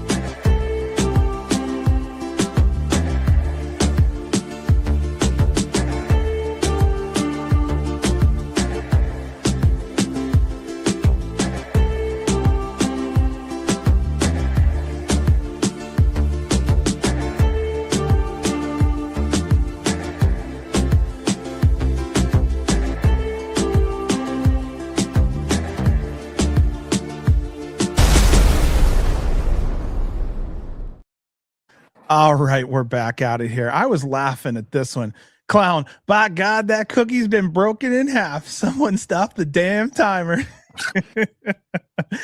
Screwball's following up here. So the AMW versus Sawyer and Rowan match is real and it's happening at Atomic Legacy Wrestling in Florida. No kidding. I didn't know a damn thing about that, man. It's good to know now, huh? What is it? AMW Wrestling? Yeah. The You and me. I don't know what that is.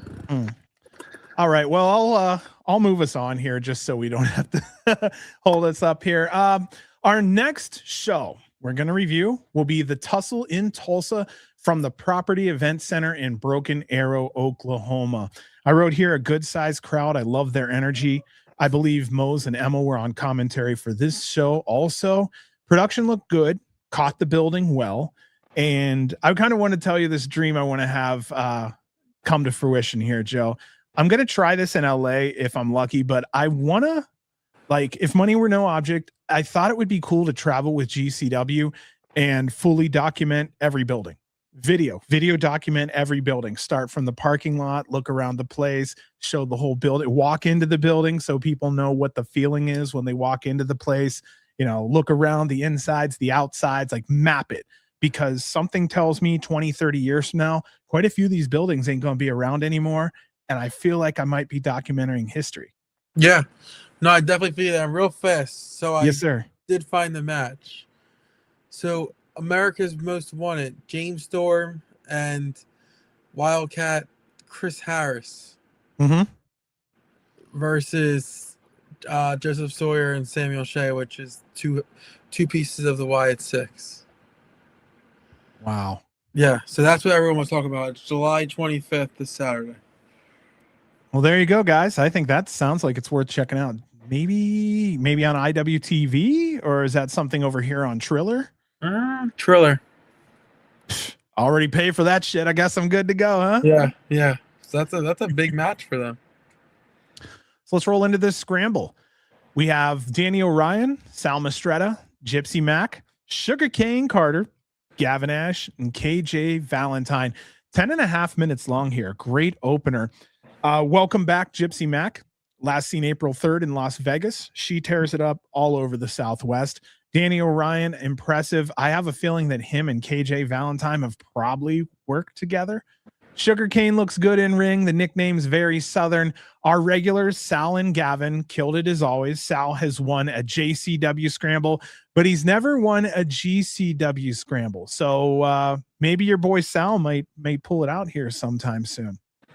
Yeah, no.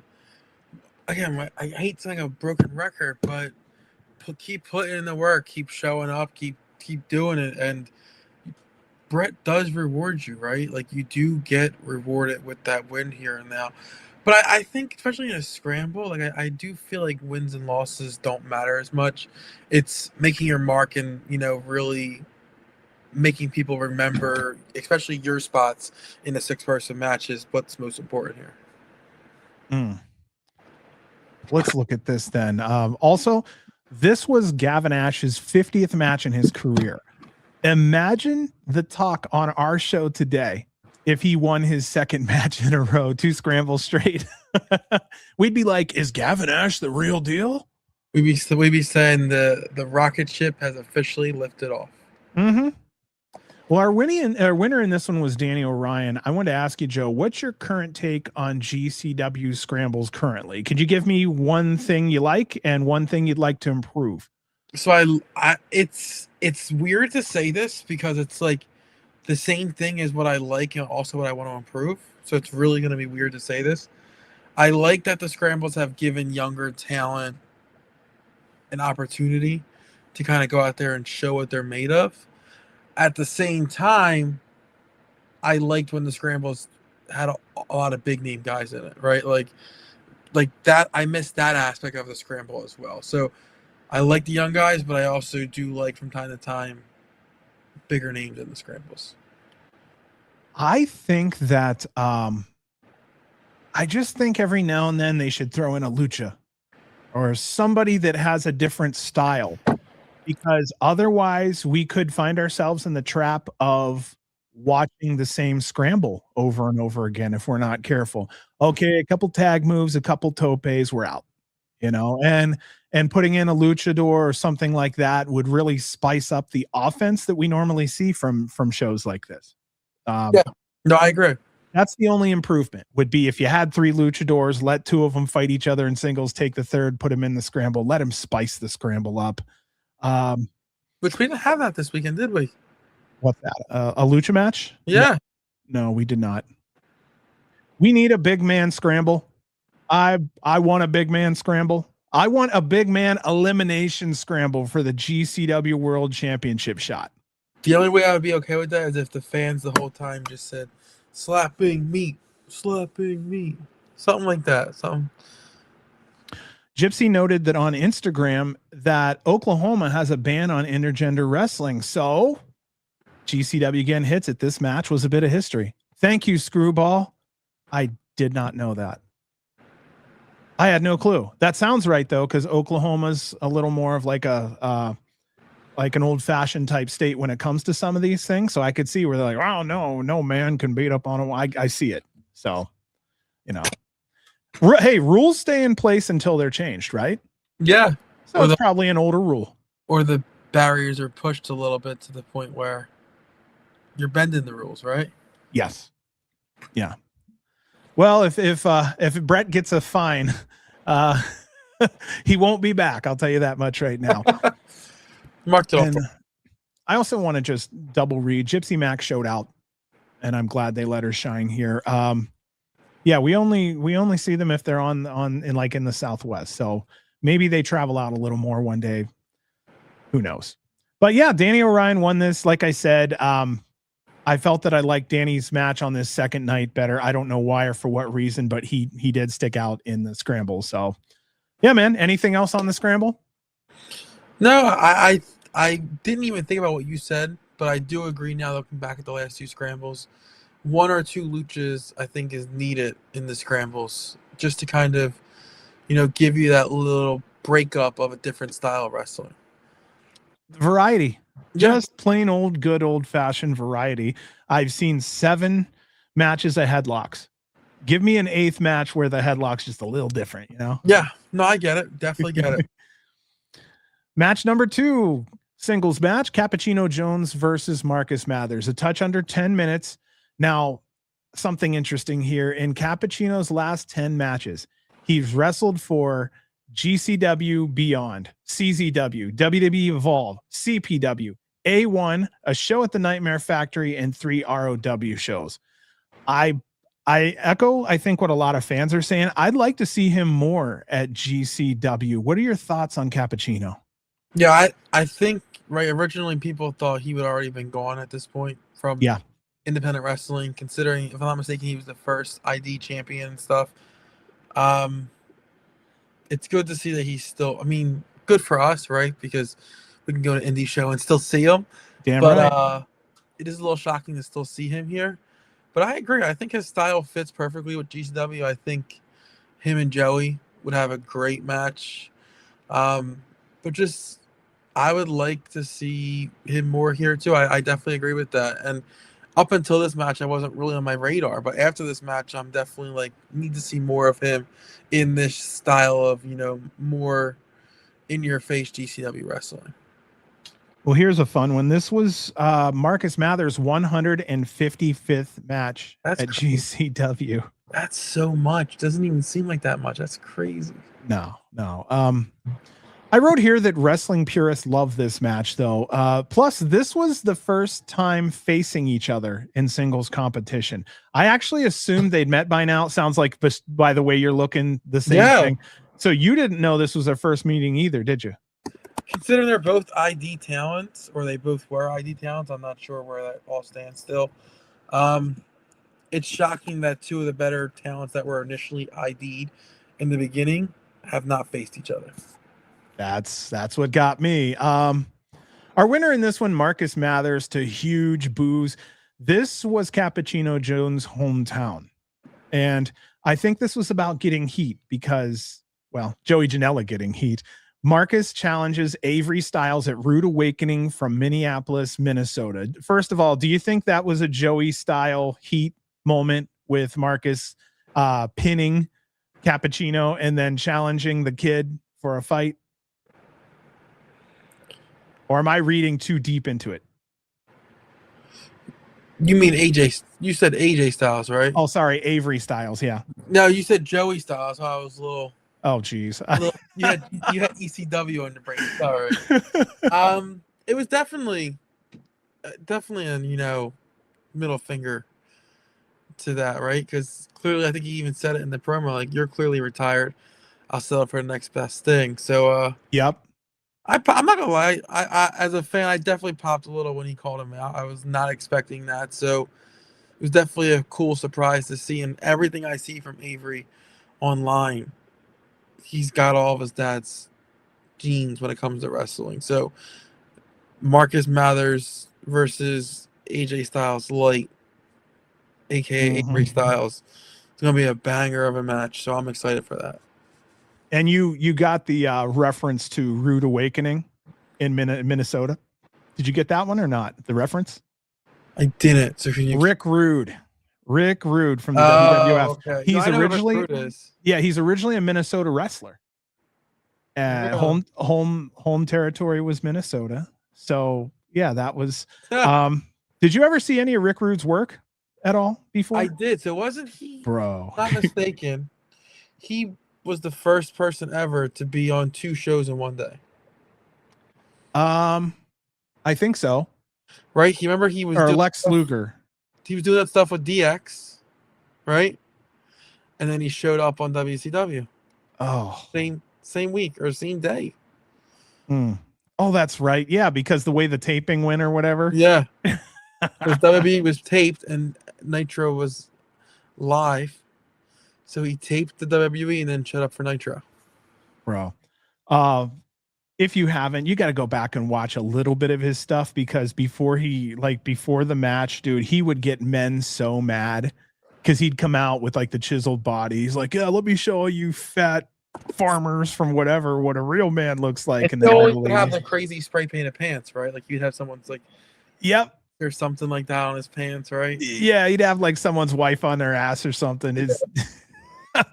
He was like Val Venus, basically, and then the next generation was Val Venus, if Val Venus could actually wrestle. 2 different stories there. So let's see here. That's really interesting. I forgot about this part. Screwball said Rude even shaved his mustache so it would expose the raw product as taped. That's crazy. Yep, there we go. Jake Roberts' wife ended up on Rick Rude's ass. Well, it's funny because didn't that whole taped versus non-taped, that was kind of the beginning of the end for Nitro. Remember, Bischoff was like, "Don't tune over to Raw. Mankind about to win the WWE title," and everyone tuned over to Raw. Yep, lightning in a bottle. The famous quote was, "That'll put butts in seats." Yep, and everybody, boom, turned off. It did. Bro, that shit used to be dirty, Joe. They would come out and be like, let me tell you the results of Monday Night Raw. And they would like, it was a whole different ball game back then. They used to go at it. It was cool. It was a cool time to be a part of. And the lack of internet made it even crazier because you had to catch that shit live and you knew there was drama. Yeah. Oh my gosh. Yeah. And yeah, Miss Elizabeth also, SJ, she was on there too. Reed went too hard on the orange juice. I'll leave that wide open. Who the hell knows what's going on over there? Yeah. So after this match here, Shotgun comes out, cuts a short promo before being interrupted by KJ and Sam. They team up on Shotgun, and that rolled us into our next match. So our third match here, this was a tag team match. The team of KJ Orso and Sam Stackhouse faced off against the Trendsetters. That's Andre West and Nelly Rivers. 8 minutes and 21 seconds. Now, initially, there were 2 ways I was going to try to look at this match, Joe. It's either going to be a solid wrestling match for like 10 minutes, or it's going to be a 2 to 3 minute squash type match. I didn't know which one. Which one were you kind of thinking? Were you thinking it was going to go like 8, 9, 10 minutes, or did you think this was going to be a quicker match to show off, Sam and KJ doing their thing? Considering what happened the night before, I thought it had to be a squash just to keep KJ and Sam looking strong, looking like they were legit contenders and stuff. So that was where I was headed, especially because they were interrupted and stuff the way they were. You give these local guys the spotlight of making the save, and then you just get them get squashed. That way everyone goes home happy. Well, the Trendsetters that they were facing here, I wrote it. It was a very young team. I love their gear and their color choices. It was like the green and purple on black. This was their 24th match together. And they just so happen to be the current CPW tag team champs and a 2-time WFC tag team champs. So I'm going to ask you, Joe, I haven't. Have you ever seen the Trendsetters before? I'm not going to lie. I have Nope. not. I have not. So I'm not even going to lie there. Well, the one thing I enjoyed about the Trendsetters was watching them both take on Sam at the same time.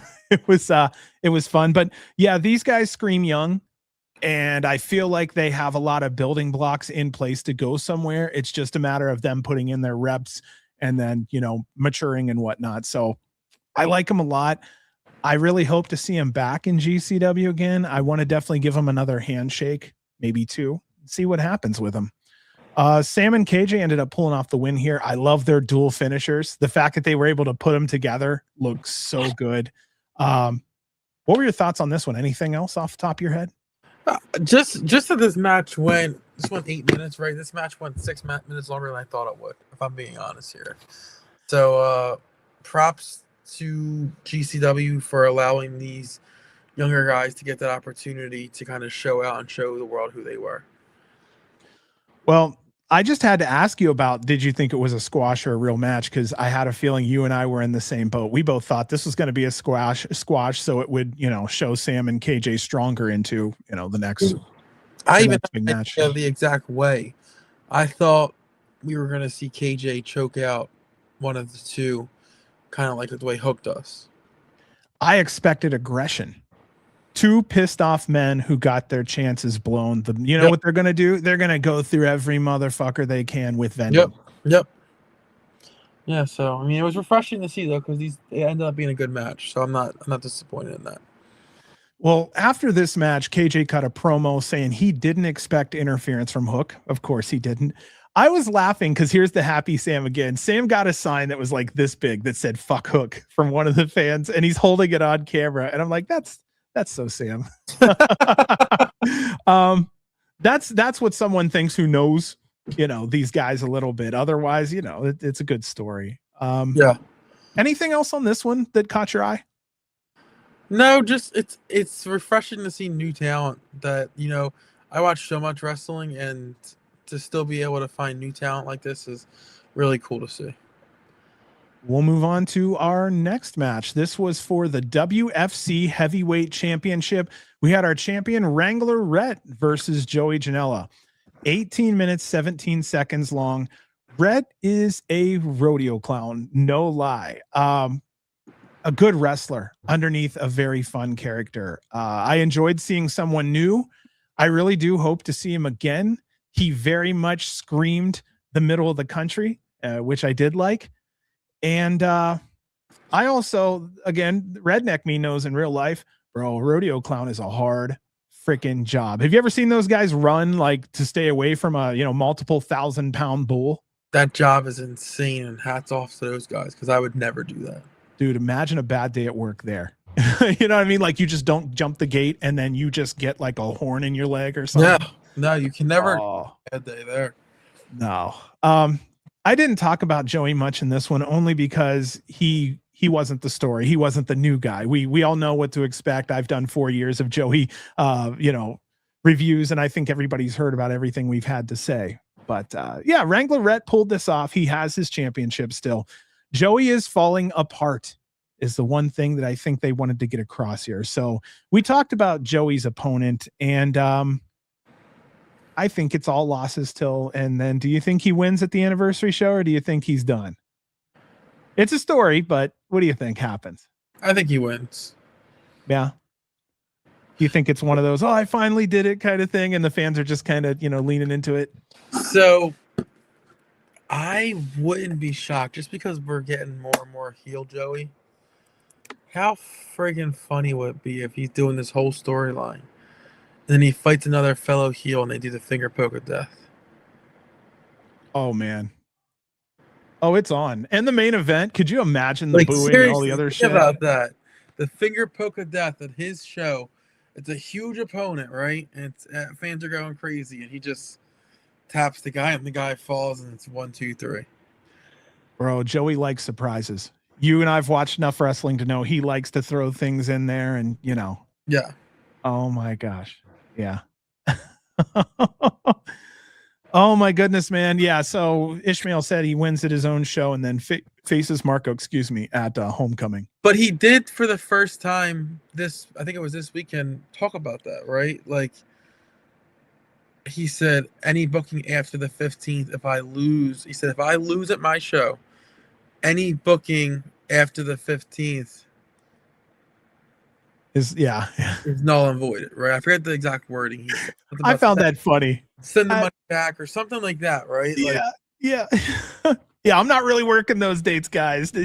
Ignore the rest of my schedule. I love that. I think that's funny. Yeah. It's a great way for him to have a story going into his 20th anniversary. And again, I appreciate the fact that he's putting effort and time into some form of creativity for this. So credit to you, man. That message by Screwball, but isn't Joey more than just a wrestler at this point with GCW? Some of the booking and stuff? As far as I know, Joey will find some talents and give some names to Brett. I think Joey does have a hand creatively in some small things. Yeah. And gives advice, but outside of that, I don't have a realistic, like Joey or Brett has never sat down with me and said, look, I do this and this, but my assumption is that he does, some recruiting and he tries to get some names in front of Brett. I think that, And again, I like Joey's, his creativity. He always tries to give us something different and funny thing, just like a Sabu match. It's always something so fucking different and so Joey that it couldn't be duplicated by anybody else. Yeah, I just have a hard time seeing him not on a GCW show. I think he's good. I think it's just fun. This is just a way to have something to talk about going into the event. And if there is something, my God, if he found himself in Orlando doing something, then great. For crying out loud, great. Yeah, no, I agree. He's a better Joey than he was 5-6 years ago when he was first in AEW. I look at it that way. But even when he was in AEW, he did miss doing GCW and stuff like that. You could just say it. Yeah. Oh, this is home. Yeah. You know what I mean? I mean, when you really look at it, half the time in my head, I look at Joey, Nick, and Brett, and I'm like, that's the core of the company. Yeah. The core of the company is in that little square mileage area there. I would even throw in, what's his name? Effie. Oh, yeah. I could see where he definitely had his influence on quite a few things for a long time over there, for sure. Yeah. Let's move into our fifth match, Bear Bronson versus Brick Savage, 17 minutes and 19 seconds long. Joe, this is the one you were talking about that made me change my opinion on things. A hoss battle, a fun fight throughout the building, the beating the hell out of each other. We had a meet forever chant. The doors came out. You could actually hear the fans were just waiting for the violence. I'm actually seeing this a lot at GCW shows. As a fan, if you really pay attention, the first set of weapons that come out at a show, the fans, you can almost hear them like come awake. Like, okay, this is what we were here to see. We need to see broken objects. Yeah.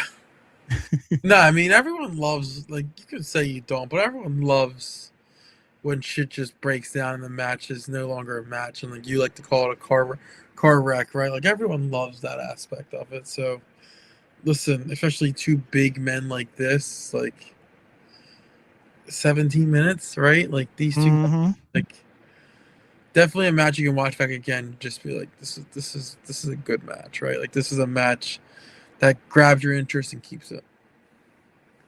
Reed said he was shocked they didn't kiss. Damn. Maybe next time. You never know. What is in your orange juice tonight?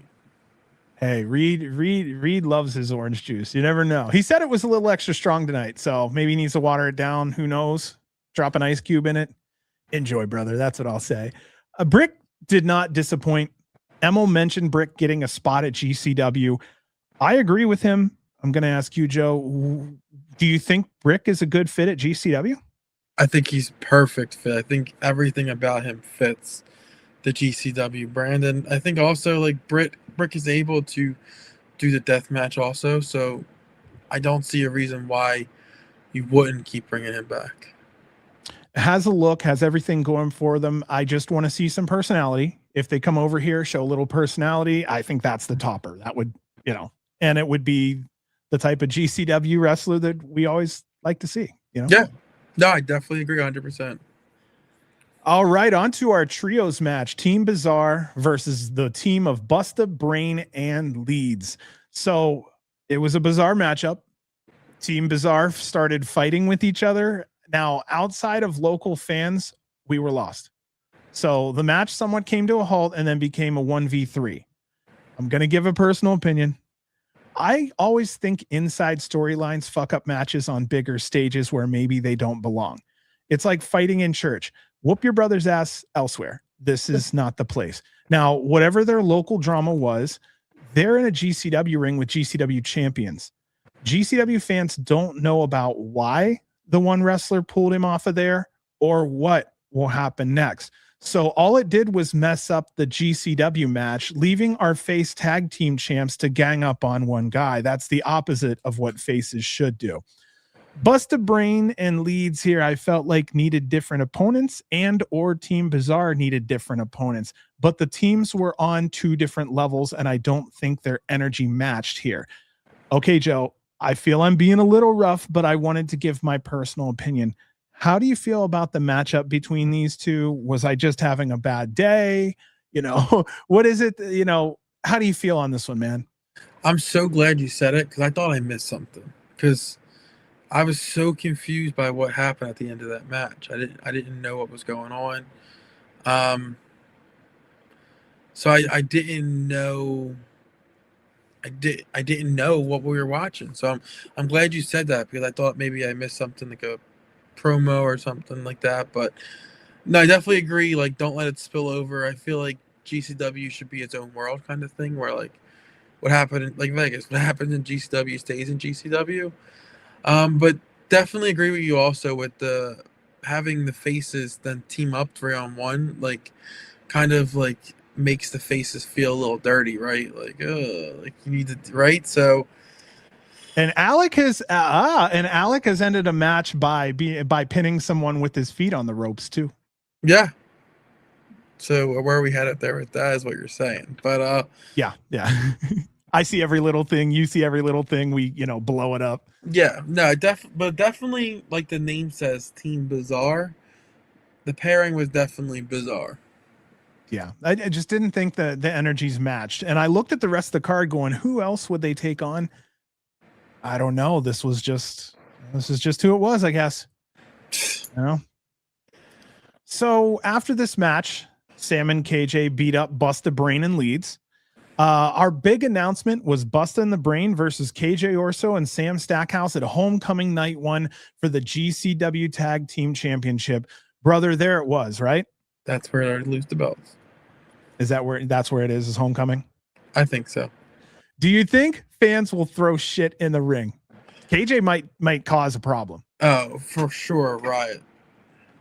If they please tell me they give KJ a mic after the win, if they win, because he's going to light up that crowd and they're going to throw shit like crazy. Yeah. So unfortunately, I can't go to night 1 this year because I got a new job and I have to work UFC 330.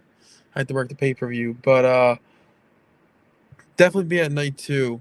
And after this match was announced, I'm glad I don't go to night 1 because this could possibly close out night 1 and send the fans home unhappy. It's going to be a hostile environment. Yeah, yes, the fuck it would be. He gets on the mic. Thank you all for coming out. Thank you so much. You could have been anywhere tonight, but you chose to be here with me. Oh, just the fuck out of my building, right? Get the fuck out of my building. Yeah, you're damn right. And then, but the reason I bring up me not being there is because someone definitely needs to hold a sign like, if KJ and Stackhouse wins, we riot. Hey, you can. Oh yeah, I was gonna say you could make one and sell it to someone. Tell them to take it with you. Yeah. All right, on to our next match: Gabby Forza versus Christian Napier. This wasn't much of a match, only 2 minutes long. I was looking for a 7-minute ass beating by Gabby. Honestly, I love her shoulder pads. I really do hope Bear gets some also. Moving forward. The interference. Vandal 48 come out and Cowboy Wade come out right after. Our winner here was nobody, but it segued us into our main event. Do you want to say anything about that little setup match before we move into the main? I actually loved it, right? I loved that it wasn't just run out, they do their thing. Gabby and Christian go to the back, and then we get the main event. So I love that they were able to swing it into then to get it from a traditional tag team match to a 6-man. So that was really cool. All right, here. Let's move into our main event. This was the Tussle in Tulsa. We had the team of Cowboy Way and Gabby Forza versus Vandal 48. A touch under 11 minutes long. We definitely needed our Game Changer World split screen here. We freaking got it. Okay, I want to ask you before we go any further, Joe, does it make you feel good to know that you're on the podcast being, promoted by the #1 independent wrestling company in the world and telling everybody, hey, tune in, say hi, be one of the dudes with us? So Sunday night, I'm sitting in the house watching my wife and daughter watching watching the show, right? And that split screen comes up. My wife goes, Paige. My daughter's name is Paisley. She's like, Paige, look, there's the show Daddy's on. My daughter thought it was the coolest thing in the world that I was on there. So it's really cool to be able to say that. I think it's awesome, man. I'm really happy your daughter enjoyed the little bracelet thing too. Yeah. I thought that was cool. The other thing I was going to tell anybody, if they do end up giving to the QR code and getting a hold of me with an address, let me know if you're a bigger person, because these are adjustable. So if you guys need a bigger one because your wrist is so, dude, let us know and we'll make the adjustment for you. We won't blast you. We won't put you on blast for your big bracelet because I got one too. And no kidding, I did this purposely so I could just play with these fuckers in my hand. Yeah. You know how we were saying like a fidget toy? Yeah, exactly. I literally had my wife make these an inch longer just so I could fidget toy these in my hands when I'm bored. Yeah, it's funny you mentioned, before we jump back to this match, just one quick funny thing. You mentioned being bigger and putting you on blast. So this past week, my daughter went to Sesame Place, right? Uh-huh. And she was afraid to do tubes because no one could understand why. So my cousin is her camp counselor, and he goes, why are you afraid to do tubes? You do every other roller coaster.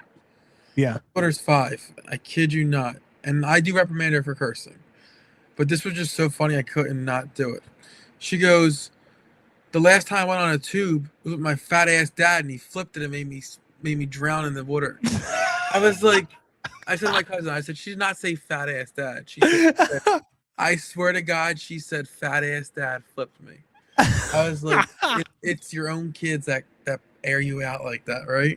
Hey, that's cool though. That's funny as shit. If she was 30 and said that, it'd still be funny. You know what I mean? But she's 5 and she said it. I'm like, oh, it's full with this kid when I get older. Gotta say hi to my dude. Rick, how you doing tonight, sir? What is up? It's not a party till you walk in. It's good to see you, man. We're just sitting here chilling. We are on the main event of Tussle in Tulsa right now. So you came in at a decent time, doing our thing, just bullshitting. So yeah, let's get into our main event here. Fighting everywhere. I hope everyone enjoyed that. Split screen does kind of catch all the action. Some of our oldest fans remember, and Joe, I'm going to teach you something. GCW used to never have split screen. B and I would sit here weekly and be like, we need split screen. We need split screen. We're missing shit. And then eventually, Ash and everything, they got all the video and stuff together. We got split screen. Then we came over here on Game Changer World and they threw our name on the bottom of it. So a lot of people don't know, but the reason why that split screen is there was because 3.5 years ago, we were fighting for a split screen on our GCW shows. That's some deep lore nobody knows. That's pretty crazy. Yeah, man. So there you go. So that's why that's on there. Kite, thank you so much. I appreciate it so much. It's man. GCW versus First. All right, I'll get back into this here. Now looking at the situation, I'm extremely happy we have Cowboy Way at GCW. Honestly, they just have a ton of potential that GCW hasn't unlocked yet. They're unique, solid workers, champions, perfect fit. So I'm going to ask you, goods and bads, what's your experience or what's your opinion on Cowboy Way? At first I was unsure, but I just because I really enjoy Manders, and I don't need him to be in a tag team. And I feel like sometimes when you put them in a tag team, you kind of pigeonhole them into that specific type of wrestling. So I was a little worried about that, but I enjoy them. I don't mind seeing them. I do want to see more just Manders by himself again, but overall, I'm okay with it. I wasn't sure at first. I'll tell you why. I didn't know much about Shire initially, but the old man in me appreciated that he looks like an old 70s Texas wrestler that you would see across the ring from a Von Erich. Yeah. And I'm like, this man is almost out of his generation, damn near. And I started watching, and I'm like, fuck, he's strong. And then I'm looking when he gets in stride, fuck, he's fast. And then I realized it's just, yeah, they work together and they complete each other. I think as singles, I like Shire in tag.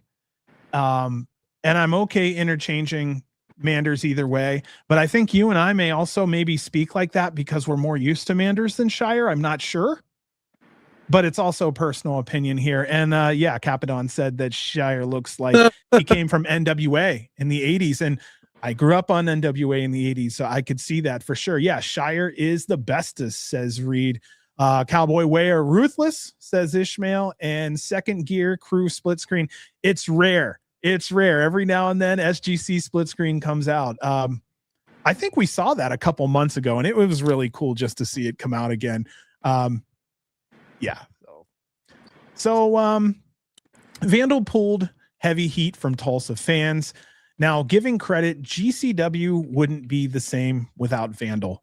And I have to say, thank goodness they're here. So I'm going to stop again, Joe. What are some things you like about Vandal, and what are a couple things you'd maybe like to see him change? Well, obviously, we talk about it every show. The constant run-ins, maybe a little less.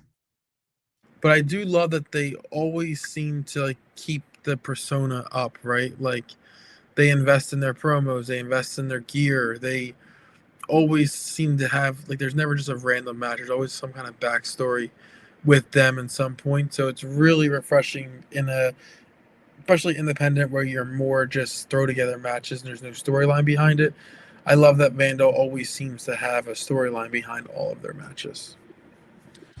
I'm like you. I like the outside investment on their business inside the ring.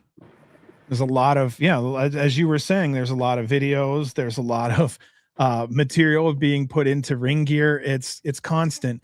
What I also appreciate as someone who's been doing this for 4 years is that after a while, if you're not careful, things can become the same or boring. And we haven't seen a bit of that whatsoever.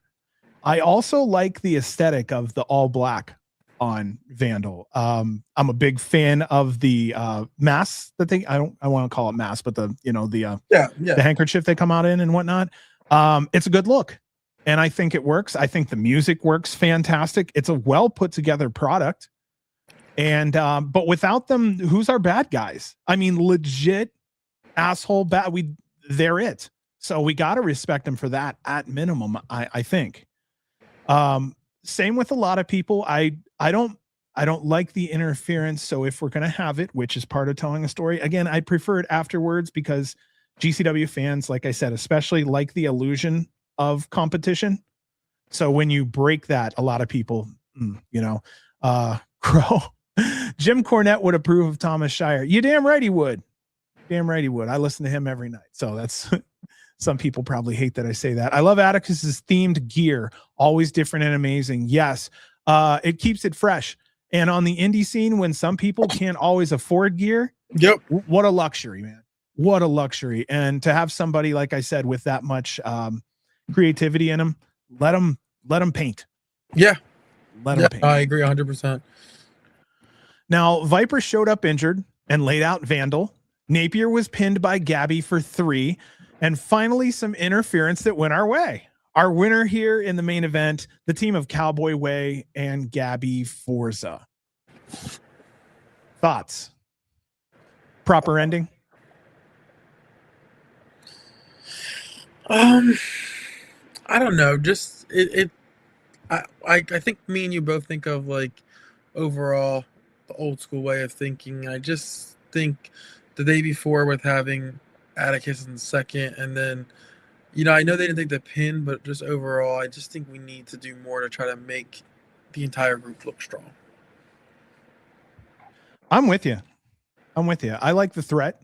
I like the looming threat, and knowing when I hear the music, oh fuck, shit's about to go wrong. Yeah. Like something's gonna go sideways. We need that. I think we need that at GCW. You can't have the light without the dark. People say that, but you know what? We've had a company full of faces at GCW before. It was good, but yeah, I mean, you kind of need somebody to rub up against on stuff like that. Yeah, no, I agree. All right, so Vipers takes the microphone, and announces Vipers versus Napier in a Chola chain match at Homecoming 1. That wasn't what you expected for Homecoming, correct, for her? It was not. This is no knock on Christian at all, but I really felt like we were gearing up for a title match, one of the two, so this was a little shocking. Do you think this is where Napier goes into the ultra violent scene?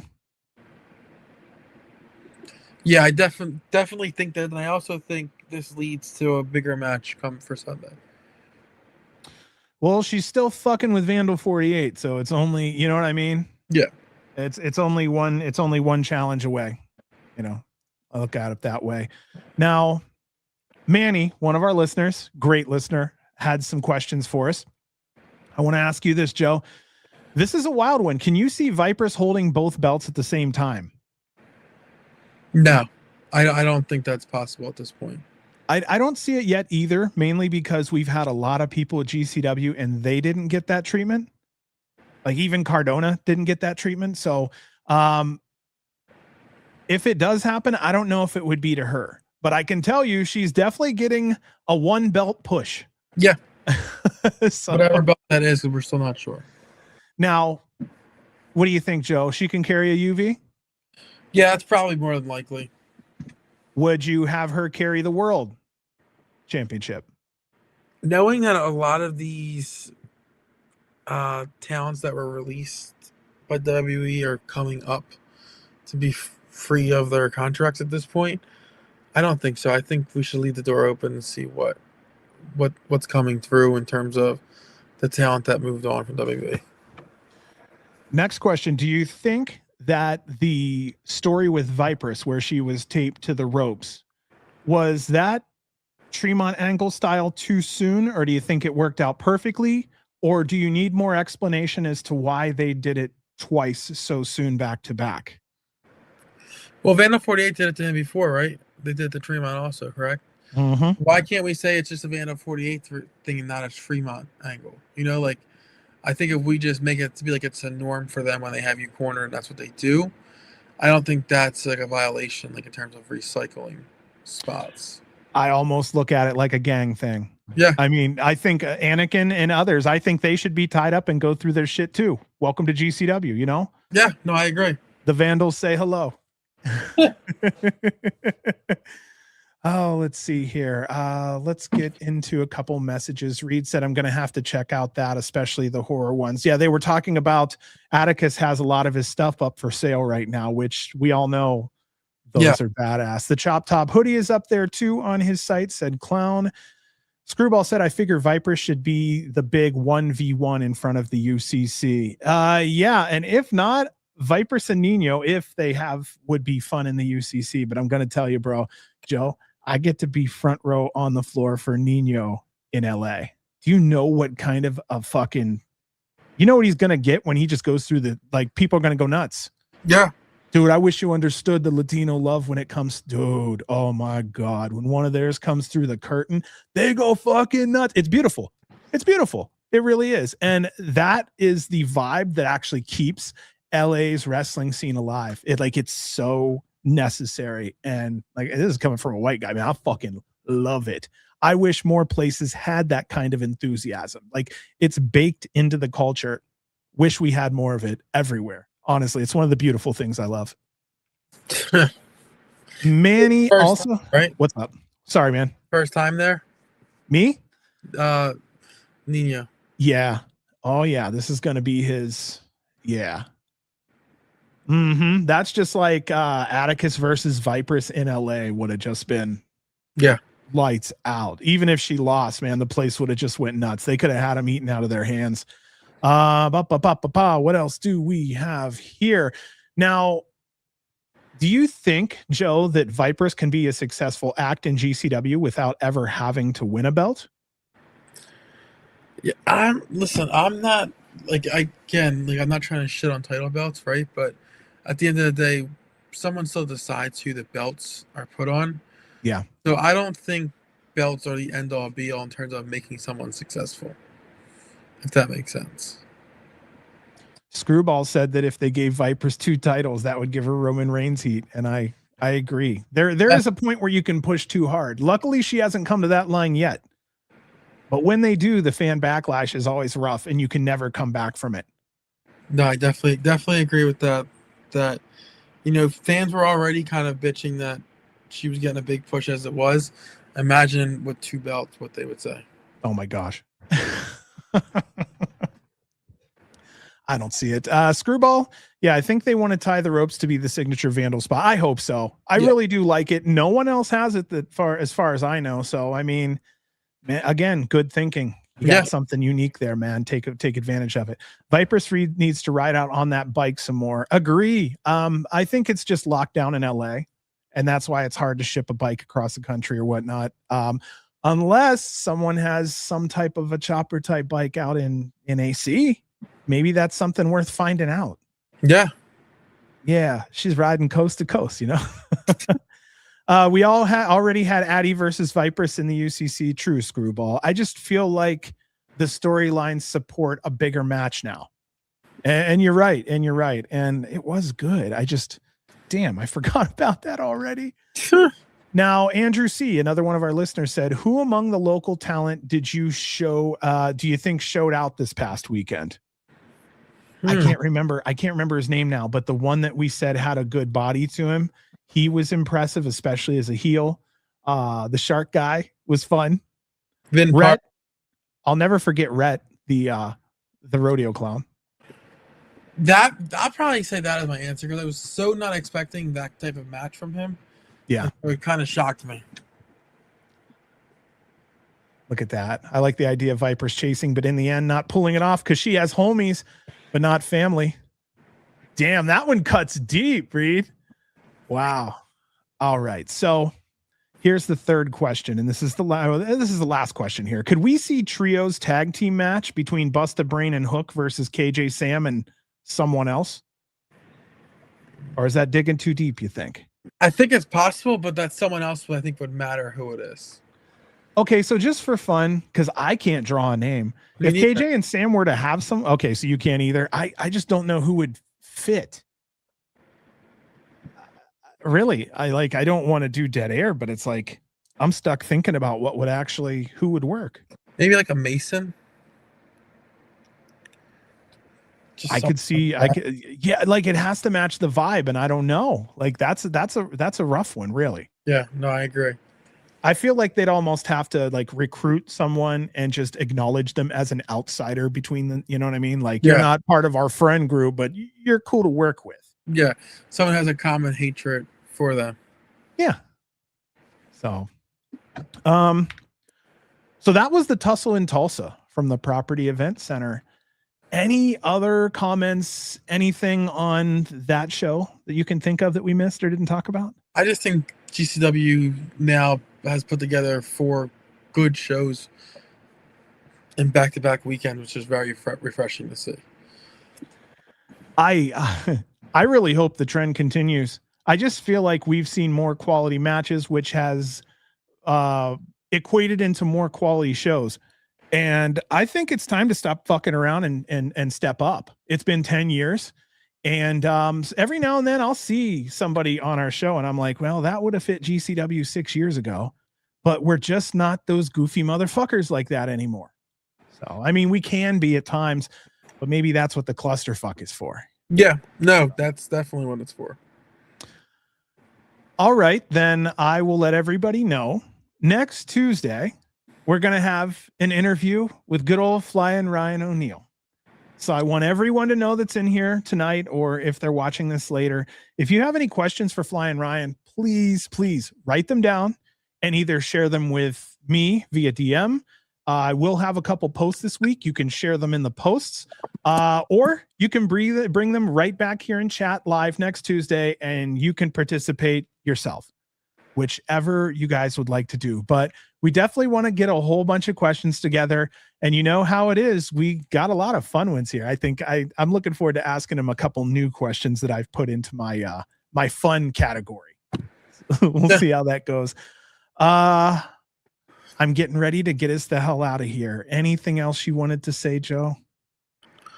No, it looks like we're gonna have two. I'm just pulling up the cards. I don't see that, but two good shows this weekend as well. So I'm excited to this weekend. We have JCW. I meant next weekend. Sorry, my dates. You got me for a second. I'm like, oh shit, did I accidentally put an interview in the middle of a review show? No, yeah, next weekend.